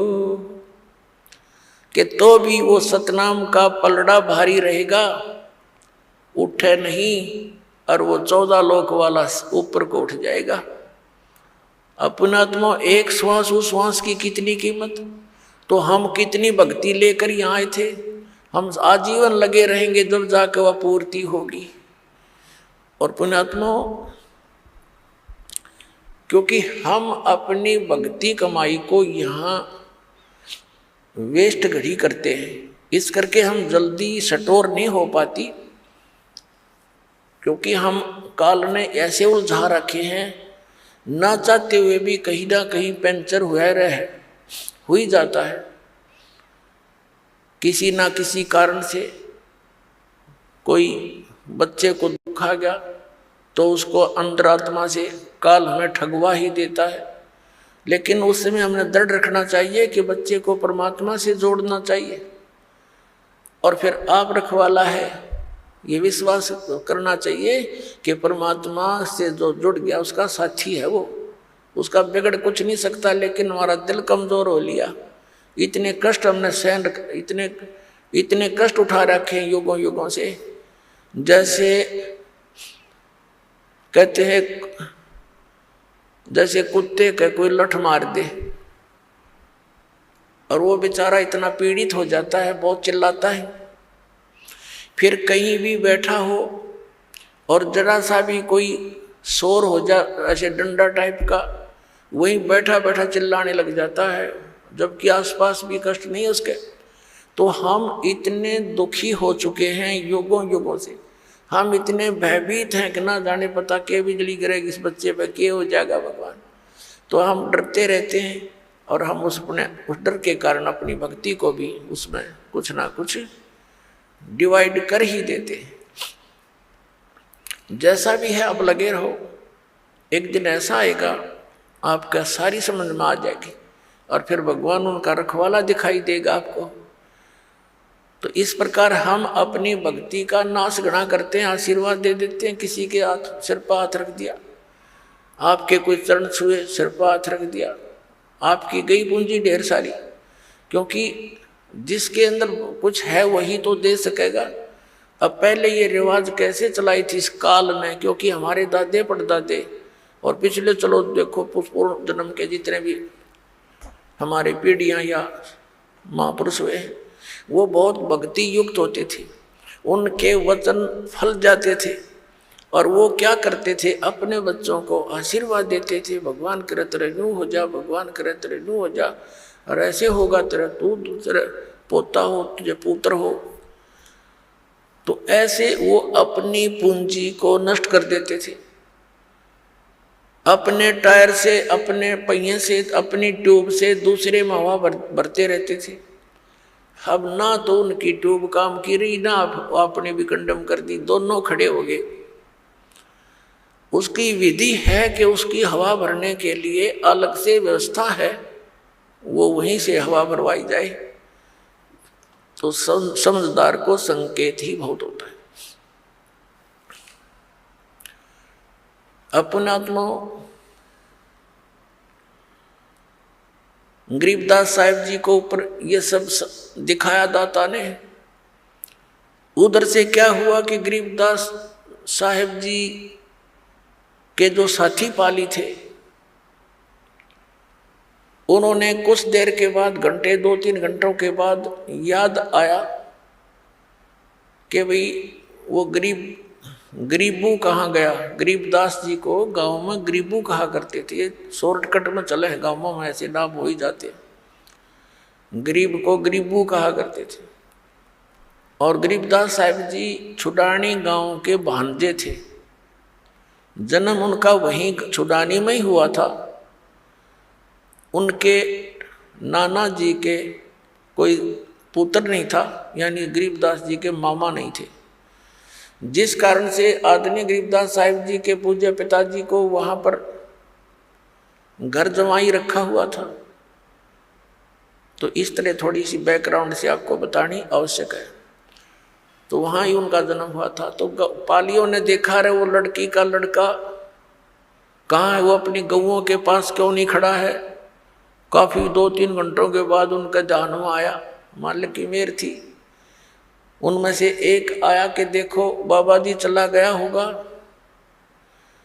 उसने आकर देखा गरीबदास जी के शरीर ऐसे बैठा है, दूर से आवाज़ लगाई, गरीबू उठ ले भाई, तेरा टाइम, तेरी पारी आ गई, गाय घेरने की बारी आ गई, तेरी खड़ा हो। अब निकट आकर उसने कहा भगत जी खड़ा हो ले, समाधि लगा कर बैठ गया। निकट आकर उसको पकड़ के ला रहे, खड़ा हो भगत। अब वो गिर गया से, वो तो उसमें था नहीं आत्मा। अब एकदम वो बच्चे अचंभित हुए, वो बड़े बड़े पाली ग्वाले वो आगे शोर मचाया, हाय मर गया मर गया, जादू जंतर का दूध पी लिया, बाबा जी ने जंतर मंत्र कर दिया है। और ये तो बेटी का, लड़की का लड़का मर गया, इकलौता पुत्र, उसमें दूसरा पुत्र था नहीं। अपने आत्मा भगदड़ मच की, 2-3 ग्वाले भाग कर आए गाँव में। 1.5 किलोमीटर की दूरी पर खेतों से गांव था छुड़ानी। तो वहाँ पता लगते ही सारे गांव के अंदर हाहाकार मच गई। छोटा सा गांव था, 30-40 घर थे, और माता पिता इस दुख को सहन नहीं कर सके, वो अचेत हो गए। 12 वर्ष वहाँ रहने के बाद संतान प्राप्ति हुई थी, और वो भी मृत्यु को प्राप्त हो गया। ये सुनकर वो एकदम अचेत हो गए। अब भाग लिए सभी नंगे पैरों। जहाँ वो खेतों में बताया था वहाँ ऐसा हुआ, सब कहानी बता दी गई। अब वहाँ जा करके देखा बच्चा सचमुच मरा हुआ है। उनको उठाया, गांव में लाए, फिर अपने जो कुल के लोग इकट्ठे हुए, उसको उठाकर शमशान घाट पर चिता पर रख दिया। अंतिम संस्कार करने की तैयारी कर दी। अग्नि लगाने वाले ही थे, तभी परमात्मा ने उस आत्मा को बॉडी में भेज दिया, शरीर में वापस कर दिया। एकदम खड़े हुए गरीबदास जी, कंपन लग गया सारा शरीर, ऐसे ऐसे हिलकर एकदम खड़े हुए, और उठकर फिर जो वाणी परमात्मा ने उनके हृदय में फीड की थी, उसी ज्ञान को बोल रहे हैं, अन्य कुछ भी बात नहीं बोलते। अनंत कोट ब्रह्मांड का एक रति नहीं भारे, सतगुरु पुरुष कबीर हैं ये कुल के सिरजनहार। अजब नगर में ले गए हमको सतगुरु आने, जल के बिंब अगाध गति हम सूते चादर ताने। अजब नगर में ले गए हमको सतगुरु आन माने आके, अजब नगर में ले गए, सतलोक में लेकर गए, और जल के बिंब अगाध गति, वो देखी रोशनी न्यारी। हम सूते चादर तान, यानी वहां निश्चिंत हो गए, कोई दुख कष्ट वहां नहीं रहा। अब हमें दृढ़ विश्वास हो गया। अब ये बानी बोलने लगे, धर्मराय दरबार में दे कबीर तलाक, मेरे भूले चूके हंस को तू पकड़िए मत कजाक। बोले पुरुष कबीर से धर्मराज कर जोड़े, तुमरे हंस न चंपूंगा मन 2 ही लाख करोड़े। कर्म ब्रह्म ब्रह्मांड के मैं पल में करहूँ नेस, जिन हमारी 2 ही देई सो करो हमारे पेश। अब ये बानी बोलने लगे, गांव वाले समझ नहीं सके। उन्होंने तो ये आइडिया लगा लिया कि लड़का पागल हो गया। बाबा जी ने जंतर मंत्र का दूध पिला दिया, कुंवारी गाय का दूध ओहो पाप का था। तो ये सोचा, घर वालों ने ये सोचा कोई बात नहीं, बच्चा जीवित हो गया, जैसा भी बांगा बोला है, भोला भाला जैसा पागल मेंटल पड़ा रहेगा, बेटी अपना इसको देखकर जीवित रह जाएगी ना, ये भी बड़े रो के ये सोचकर संतोष कर लिया कि पागल तो हो गया तो कोई बात नहीं, अब लड़की इसके सहारे अपना टाइम पास कर लेगी, ऐसा सोचकर संतुष्टि की। 3 वर्ष हो गए गरीबदास साहिब जी, ना किसी से विशेष बोलते हैं, ना काम को कहते हैं, पता नहीं कहाँ चले जाते हैं, और ये वाणी बोलते रहते, अकेले खड़े होकर बोलने लग जाते हैं, क्योंकि वो देख रखा सतलोक। अब कैसे मन लगे इस गंदे लोक में, पर आदेश भगवान का हो गया। ऐसे 3 वर्ष बीत गए। 13 वर्ष की आयु गरीबदास साहिब जी की हो गई। एक दिन एक दादू पंथी महात्मा, जो एक बनिया जाति से था, वैश्य कुल से था, और वो दादू पंथ में संत बना हुआ था, वहाँ से दीक्षित था, बाल बच्चेदार था, उम्र लगभग 60 वर्ष की हो गई थी। और घर त्याग के वो विराग में ही घूम रहता था। अपना आत्मा, उसका नाम था गोपाल दास। अब थोड़ा सा यहाँ क्योंकि प्रसंग ये चला है कि कौन सी विधि है परमात्मा के पाने की और कौन से वो जाप हैं जो भगवान को पाने के मंत्र हैं, किन किन महापुरुषों को वो मंत्र प्राप्त हुए।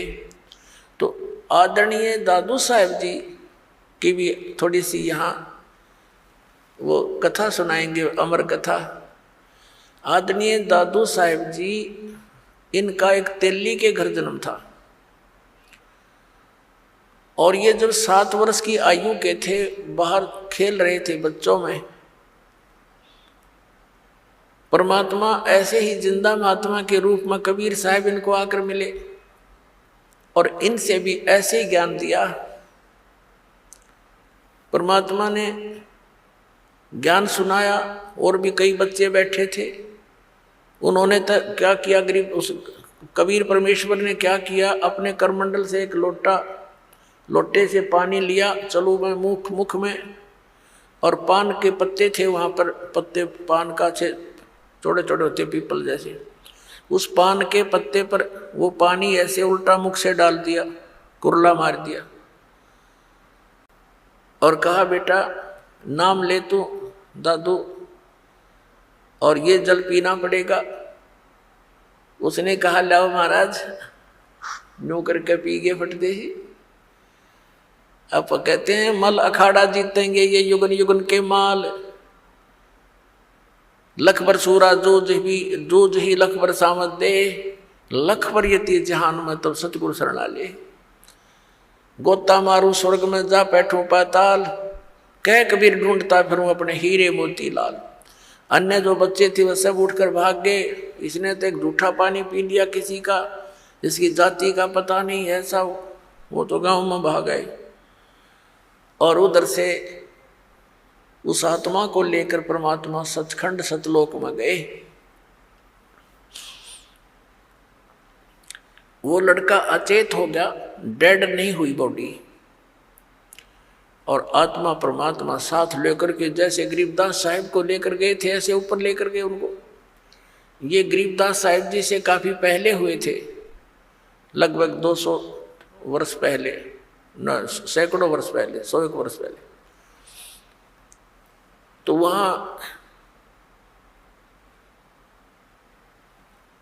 उधर गांव में पता चला, लड़का देर तक नहीं आया, तो जिन बच्चों के साथ खेल रहा था उनको साथ लेकर गए कि कहाँ है वो, कि वहाँ बैठ के छोड़ आए थे, बैठे को छोड़ कर आए थे एक बाबा जी के पास, इसने उसका जूठा जल पी लिया।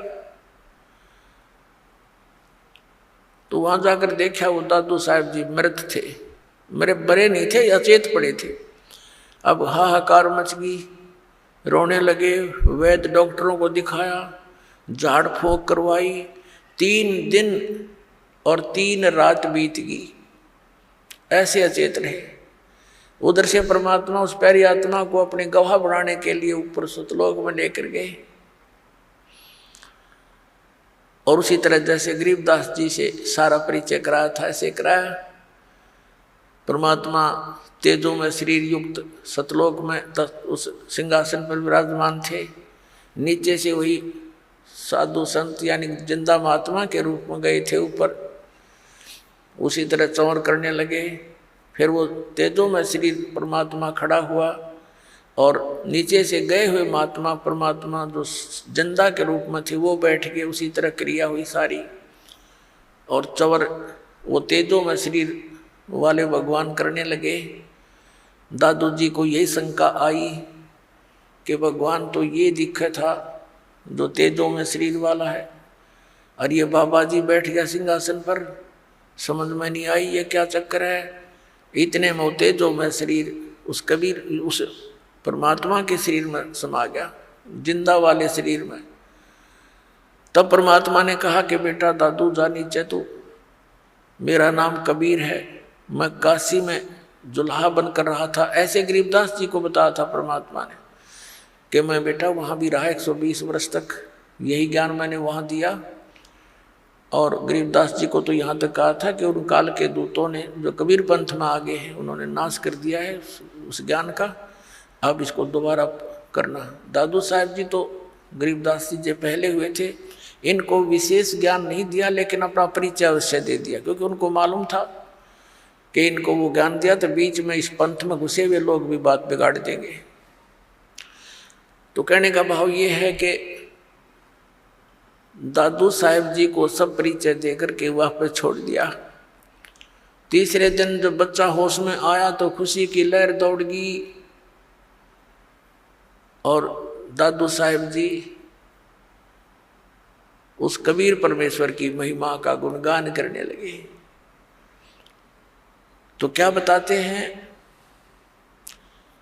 तो दादू साहब जी ने परमात्मा कबीर जी की महिमा किस प्रकार कलम तोड़ सुनाई है, वो सुनाते हैं आपको थोड़ी सी। परमात्मा ने, दादू साहब ने कहा है, जो जो शरण कबीर के तिरगे अंत अपारे, दादू गुण के ता कहूँ कहत न लागे कहत न पावे पारे। जो जो शरण कबीर के वो तिरगे अंत अपारे, दादू गुण की ता कहूँ कहत न आवे पार। कबीर करता आप है दूजा नहीं कोई, दादू पूर्ण जगत को भक्ति दृढ़ावत सोए। अब दादू साहब जी कहते हैं कि जो जो शरण कबीर की और पार हो गए अनंत, और कहते हैं उस परमात्मा के गुणगान की मैं इस मुख से क्या महिमा करूं, क्या गुण गाऊं उस महात्मा परमात्मा के। कबीर करता आप है दूजा ना कोई, दादू पूर्ण जगत को भक्ति दृढ़ावत सोए। पूर्ण जगत को यथार्थ ज्ञान वही परमात्मा स्वयं आकर ही देता है, दृढ़ाता है। यो ठेका पूरा होवे जब सब कोई तजय शरीर। ठेका यानी जो कंट्रैक्ट एग्रीमेंट जो हमारे शरीर का हो चुका है, इतना समय हमारा निर्धारित है, कहते ही वो जब पूरा होगा तो सब ने शरीर त्यागना पड़ेगा। लेकिन कबीर साहब भी कहते हैं परमेश्वर जी आए हैं सो जाएंगे, राजा रंग फकीर, एक सिंहासन चढ़ कर जा एक बंधे जात जीर। तो यहाँ दादू साहब जी भी उसी का समर्थन कर रहे हैं। ठेका पूरा होए जब सब कोई तजय शरीर, दादू काल गंजे नहीं जपे जो नाम कबीर। दादू साहब जी कहते हैं कि काल निकट नहीं आ सकता जो कबीर परमात्मा के उस सतनाम का जाप करता है। आदमी की आयु घटे तब यम घेरे आए, सुमरण किया कबीर का दादू लिया बचाए। और परमात्मा ने वो सारे यम के दूत दिखाए, सब बहुत कुछ लीला दिखाई अपनी, कि दादू साहब को अकेला छोड़ दिया रास्ते में, यम के दूत चारों तरफ से आगे भी कौन आ गया, यूँ हम लेने भी ना गए मरेंगे, हमारी खिंचाई होगी, पकड़ो इसको पकड़ो, ये कैसे है कौन है। तो उस समय दादू साहब जी ने परमात्मा को याद किया। उसी समय कबीर साहब प्रकट हो गए, बेटा कितना गया था तो पीछे, वो नज़ारे देखने लग गया। तो एकदम भाग्य यम के दूत ने एक दूसरे के ऊपर का पड़ते जा, इतनी दूर तक स्पीड तो भाग्य गणे थे। तो परमात्मा कहते हैं, तो परमात्मा ने बताया कि बेटा जो भक्तिहीन प्राणी शरीर छोड़कर जाता है ये यम के दूत घेर लेते हैं, और जैसे तूने मुझे याद किया ऐसे इस नाम का जाप कोई और कर लेगा ना, भगत तो वही करेगा जो पहले से प्रैक्टिस कर रहा होगा, उसी के मुख से ये परमात्मा का नाम निकलेगा। तो फिर यम के दूत निकट नहीं आ सकते। उसी को फिर अपने अनुभव को दादू साहब जी बता रहे हैं। आदमी की आयु घटे तब यम घेरे आए, सुमरण किया कबीर का दादू लिया बचाए। मेट दिया अपराध सब, सब पाप माफ कर दिए मुझदास के। दादू साहब जी कह रहे हैं मेट दिया अपराध सब, आए मिले छन माही, दादू संग ले चले वो कबीर चरण की छाही। सेवक देव निज चरण का, दादू अपना जाने, बरंगी सत कबीर ने कीन्या आप समाने। अब क्या बता रहे हैं दादू साहब जी कि मेरे सारे अवगुण माफ कर दिए भगवान ने, और एक सेकंड के अंदर मेरे पास उपलब्ध हुए और अपने साथ ले चले बालिक मुझको, और कहते हैं हे दाता मुझे अपने चरणों का, अपने चरण रज का दास समझना, सेवक देव निज चरण का। हे देव, हे भगवान, हे परमेश्वर, यो सेवक आपके चरणों का नौकर है, धूल है, निज सेवक है, और इसको अपना जान मेरे दाता। और बरंगी सत कबीर ने कर लिया आप समान, कि जैसे एक बरंगी कीट होता है, भी भी करता बमीरी बोलना, वो एक कीड़े को उठा लाती है और उसको अपना राग सुना सुना के अपने जैसी आवाज़ निकाल, उसी जैसी आवाज़ निकालने वाला बना देता है। तो पूरा परमात्मा ने जिसको भी ये ज्ञान दिया वो उस परमात्मा के गुण गाने लगे अपने आप ही। तो पुण्यात्मा यही सती थी आपकी और दास की हुई है। जब से ये ज्ञान ग्रहण हुआ, ये ज्ञान समझ में आया है, तो हम भी बरंगी बन गए।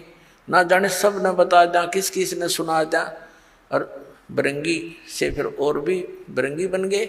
आप भी सभी भगवान के बच्चे ज्ञान से परिचित हुए, औरों को सुनाने लगे।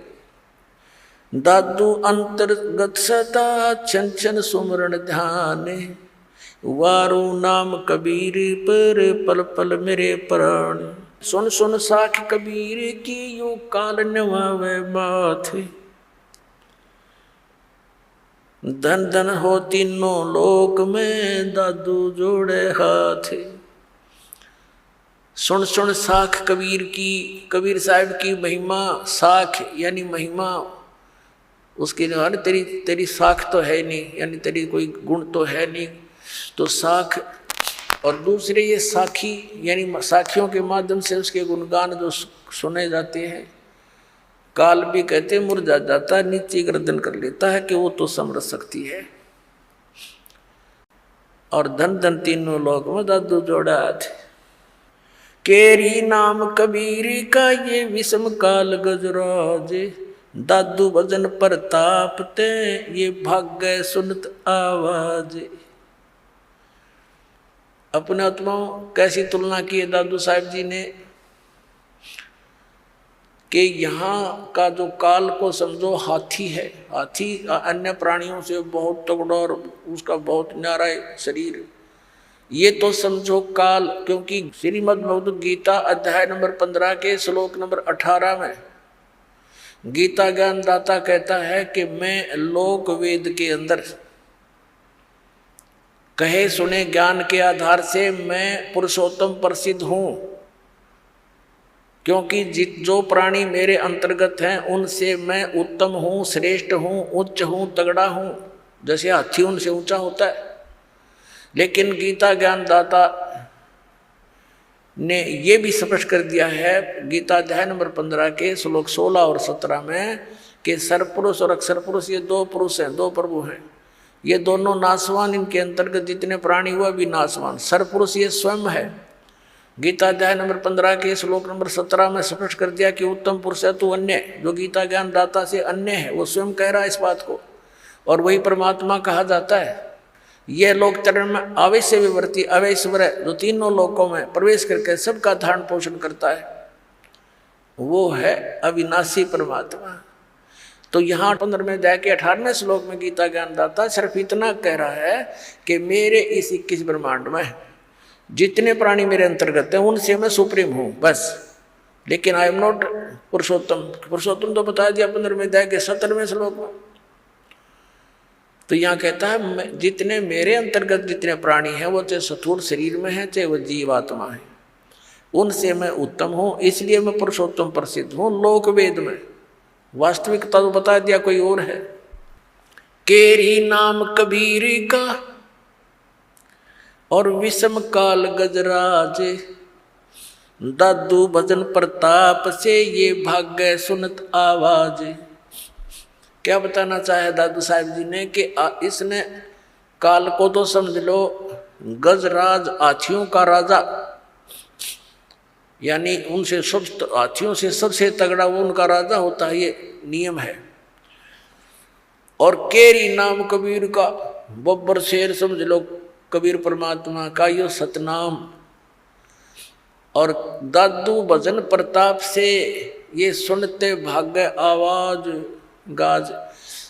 जैसे हाथी कहीं जंगल में हो और शेर दहाड़ मार दे और वो निकट सी दिखती हो कि आवाज निकट आ लिया, हाथी लीद कर देता है और भाग लेता है, छोड़कर उस स्थान को दूर भागने की चेष्टा करता है। तो क्या बताना चाहे दादू साहब जी ने कि ये काल भी कोई छोटा मोटा जानवर नहीं है, कोई छोटी शक्ति नहीं। 10,000 भुजा का मालिक है ये, 1000 भुजा का, 1000 कला का। और ब्रह्मा विष्णु महेश जी इसके पुत्र हैं, वह केवल 16 कला के और 4 भुजा के हैं। लेकिन उस परमात्मा के सामने जो असंख्य भुजा, असंख्य कला का, असंख्य शक्ति का मालिक है, उसके सामने ये ऐसे भागता है जैसे शेर की दहाड़ सुनकर हाथी लीद करके भाग लेता है। केरी नाम कबीर का विखम काल गजराज, दादू भजन प्रताप ते भाग्य सुनत आवाज। पल एक नाम कबीर का दादू मन चितलाए, हाथी के असवार को स्वान काल नहीं खावे। अब देखो कैसी उपमा दी है मालिक की शरण में आए प्राणी को, कि जैसे हाथी। अब हाथी की दूसरी उपमात्मक तरीके से कैसे बताया है कि जो कबीर परमेश्वर जी की शरण में आ गया,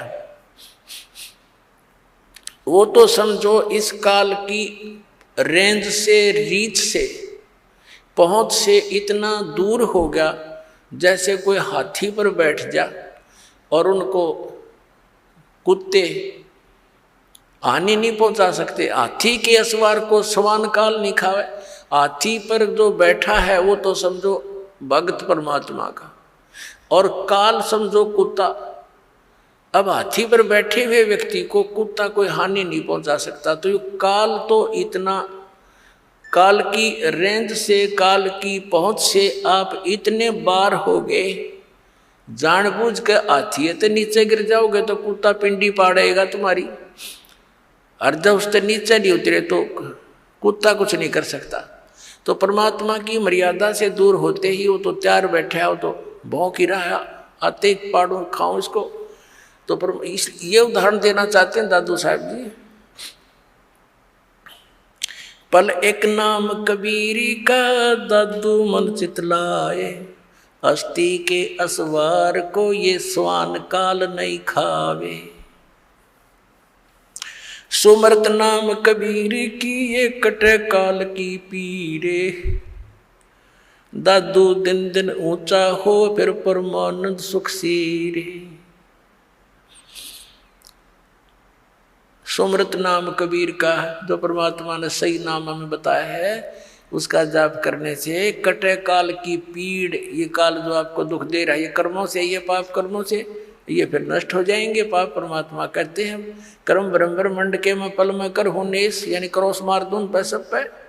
अर्जिन हमरी दो ही दी सो करो हमारे पेश, तुम अकाउंट भी ना लेना।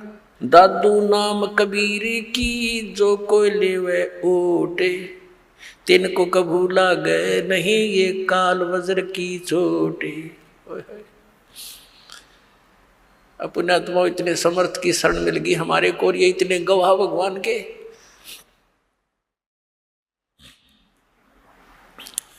कि दादू साहब कह रहे हैं कि कबीर साहब के सच्चे नाम की विधिवत जो ओट ले लेगा, उसकी शरण में आ जाएगा, उनको कबू लागे नहीं ये काल वज्र की चोट। ये काल जैसे आप देखते हो दुर्घटना में, जब तक आपका नाम ठीक है, कनेक्शन जुड़ा है, तो आपको शरण है, आपको प्रोटेक्शन है परमात्मा की। कवच आपके ऊपर है, काल का कोई अटैक नहीं लगेगा, कोई कर्म का दंड आप पर असर नहीं करेगा। जैसे आप देखते हो कि दुर्घटना में परिवार नाश हो जाते हैं, ये कभी नहीं हो सकता इस मालिक की शरण में आने वाले को, लेकिन रहना पड़ेगा मर्यादा में। अब देखो कैसी तुलना करते हैं परमात्मा की। दादू नाम कबीर की जय कोई लेवे ओठे, तिनको कबू लाग नहीं ये काल वज्र की चोट। काल का वज्र, ये परमाणु भी, मिसाइल भी निष्क्रिय हो जाएगी जो काल छोड़ता ऊपर तक। फिर कहते हैं और संत सब कूप हैं ये कहते जरीता नीर, दादू अगम अपार है दरिया सत्य कबीर। दादू साहब जी कैसी बढ़िया तुलना करते। और संत सब कूप हैं, जैसे छोटे मोटे संत हैं, कोई जिन देवताओं को तुम पूजते हो, ये तो ऐसे समझ लो कोई तो कुएं का जल है, कोई जरीता नीर, कोई छोटा मोटा झरना कुछ क्षेत्र में काम कर रहा है। और दादू अगम अपार है ये दरिया सत कबीर। दरिया, परमात्मा को तो दरिया जानो, और दरियाओं में भी उत्तम जल वाली दरिया, वो कभी उसका जल समाप्त ही नहीं होता। और अन्य जो छोटे मोटे चमत्कार अन्य भी बता देते हैं, वहाँ से मुझे ये लाभ हो गया, वहाँ से ये लाभ हो गया। कहते और संत सब कूप हैं, कुएं हैं, वो केवल जल ही ग्रहण करा सकते हैं, खेत सिंचाई में काम नहीं दे सकते। फिर पानी से काम चले, खेती भी करनी पड़ेगी, उसकी भी आवश्यकता पूर्ति हो, तभी जीवन पूरा सफल हो। तो यहाँ कहते और संत सब कूप हैं कहते जरीता नीर, झरने से हैं, छोटे मोटे काम चला रहे हैं। और दादू अगम अपार है ये दरिया सत कबीर, यानी यहाँ भी आपने सुखी रखेगा जैसा यहाँ का सुख है, और फिर सतलोक लेके जाएगा, सारे काम सारेगा।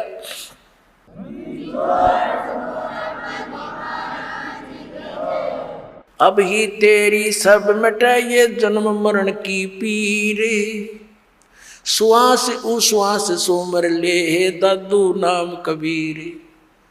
अभी तेरे सारे झंझट मिट जाएंगे इस श्वास उश्वास से, उस परमात्मा का ज्ञान सत्य पूरे संत से प्राप्त करके सुमन कर ले।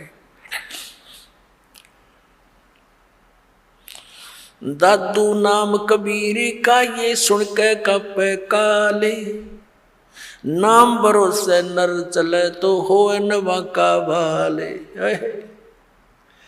दादू साहब कहते हैं कि दादू नाम कबीर का, अरे सुनते का पे काल, ये 21 ब्रह्मांड का स्वामी सरपुरुष, ये सारा कांप जाता है मालिक का नाम लेते ही, इसका छाती धड़कन लग जाए नू। और कहते नाम भरोसे नर चले, नाम का आधार बनाकर चले संसार अपने जीवन रूपी सफर में, तो हो नवा का बाल, उसका कुछ नहीं बिगड़ सकता, सच्ची श्रद्धा से लगा रहे। जिनमो को निज नाम दिया सोए सतगुरु हमारे, दादू दूसरा कोई नहीं कबीर सिरजनहारे। वही तोड़ पाट दिया कि जिनमो को निज नाम दिया, निज असली मंत्र सतनाम जो मुझे दिया, मेरा वो सतगुरु है, और नकली सतगुरु थे सारे। और कहते दादू दूसरा कोई नहीं केवल कबीर सृजनहार, वो कबीर परमात्मा सृजनहार अपना आत्मा। अब वो दादू पंथी गोपाल दास जी उस छुडानी गांव में किसी अपने सेवक के घर पर आकर रुक गया। उस सेवक ने कहा महाराज जी हमारे एक लड़की का लड़का ऐसे ऐसे किसी साधु के जंतर मंत्र के दूध पिलाने मेंटल हो गया, और कहते हैं साधु की विद्या को साधु ही काट सकता है, कुछ दया करो। गोपाल दास जी ने कहा कि बुला उस बालक को, देख लेता हूँ। अब वो सेवक जो व्यक्ति था उस गांव का गया उस गरीबदास साहिब जी के नाना जी के पास कि भाई ऐसे ऐसे अपना एक मेरे पास एक संत आता है, लड़की के लड़के को उसको दिखा लेते हैं, वो कहता मैं ठीक कर दूंगा इसने। तो 5-7 गांव के जो होते हैं कुल के लोग, वो और उसका नाना जी और गरीबदास 13 वर्ष के बालक को ले गए। दादू पंथी गोपाल दास जी गरीबदास जी से पूछा कि बेटा वो कौन था जिसने तुझे बर्बाद कर दिया,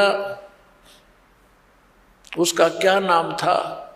अब गरीबदास जी ने कहा कि मुझे बर्बाद नहीं किया, मुझे आबाद कर दिया महात्मा जी। हम सुल्तानी नानक तारे दादू को उपदेश दिया, जात जुलाहा वेद न पाया वो काशी में कबीर होया। जब ये वाणी बोली उसकी छाती में मारा पहला वचन कि मैं हम यानी हम सभी को पार कर दिया। किस किस को? हम सुल्तानी नानक तारे दादू को उपदेश दिया। वही पुण्यात्मा, वही परमात्मा उन पुण्यात्माओं को, आदरणीय नानक साहिब जी को, आदरणीय दादू साहिब जी को, आदरणीय मुल्कदास साहिब जी को, आदरणीय धर्मदास साहिब जी को, आदरणीय गरीबदास साहिब जी को, आदरणीय गीसादास साहिब जी को मिले थे। तो यहाँ कह रहे हैं हम सुल्तानी नानक तारे, अब्राहिम सुल्तान अधम को बुलक बुखारे में वही परमात्मा आए थे, उसको 100 लीलाएं करके उसको नरक से निकाला था। हम तो इस माया ने सच सब कुछ मान बैठे रात और पाठ को, और परमात्मा ने ये विश्व बताया आपके लिए, जो भक्ति ना करता उनके लिए। तो क्या बताया? हम सुल्तानी नानक तारे दादू को उपदेश दिया, और जात जुलाहा भेद नहीं पाया, काशी माए कबीर होया। अजब नगर में ले गया हमको सतगुरु आन, और जल के बिंब अगाध गति हम सूते चादर तान। अलल पंख अनुराग है सुन मंडल रहे थीर, दास गरीब उधार दिया मुझे सतगुरु मिले कबीर। अलल पंख अनुराग है, मेरा तो जैसे अलल पंख पक्षी का अपने पिता में ध्यान, माता पिता में ध्यान रहता है, ऐसे अब तो मेरा तो उस मालिक में श्रद्धा लगी हुई है, मेरा वहाँ ध्यान रहता है। और मुझे सतगुरु कबीर साहब मिले, वो ऊपर रहता है, सतलोक में सचखंड में रहता है। आंखों देखा बताया गरीबदास साहब जी ने, यही दादू साहब ने बताया। अब वो बाबा जी तो कहने लगे, अरे गाँव वालों ये बावला को ना, बावले तो तुम होगे, ये तो अमृतवाणी बोल रहा है, निज स्थान के निज वचन बोल रहा है, सत परमात्मा की अमर वचन। उस 60 साल के महात्मा ने 13 साल के बच्चे के सामने, बच्चे के आगे हाथ जोड़ के कहा कि महाराज यह वाणी लिखवा दो, कलयुग में काम आवेगी। गरीबदास जी उठ कर चल पड़े, और वो महात्मा पीछे पीछे। वो तो परिचित थे कि वे संत परमात्मा ना जाने किस पे कृपा कर दे और के अमृत ज्ञान दे दे, उसके पीछे पीछे महाराज लिखवा दो। तीसरे दिन गरीबदास जी ने कहा कि यदि पूरा लिखे गोपाल दास, बीच में छोड़ कर ना भागना। अगर नहीं जी मैं कति फ्री हो रहा हूँ गाँव से, घर से, बाल बच्चों का विवाह हो लिया, 60-61 साल की उम्र मेरी होगी, और जब तक से सारी उम्र लिखवा दो जाता साथ रहूँगा। उनके ऊपर गरीबदास साहिब जी का अपना ही एक बेरी का बाग था, उसके अंदर एक जांडी का घनी छाया वाला वृक्ष था, उसके नीचे बैठ कर लागे लेखन गर्मियों से स्टार्ट किया था। फिर जैसे जैसे समय आता रहा, 6 महीने तक लिखते रहे। पर गरीबदास साहब जी बोल रहे थे और दादू पंथी गोपाल दास लिख रहा था। वो अमृतवाणी, वो अमर इतिहास, वो सूक्ष्म वेद का पुनर् स्वच्छ रूप गरीबदास साहिब जी के माध्यम से कबीर परमात्मा ने वो फिर से प्रकट करवाया, जो दास आपको सुनाता है। बोलो सतगुरुदेव।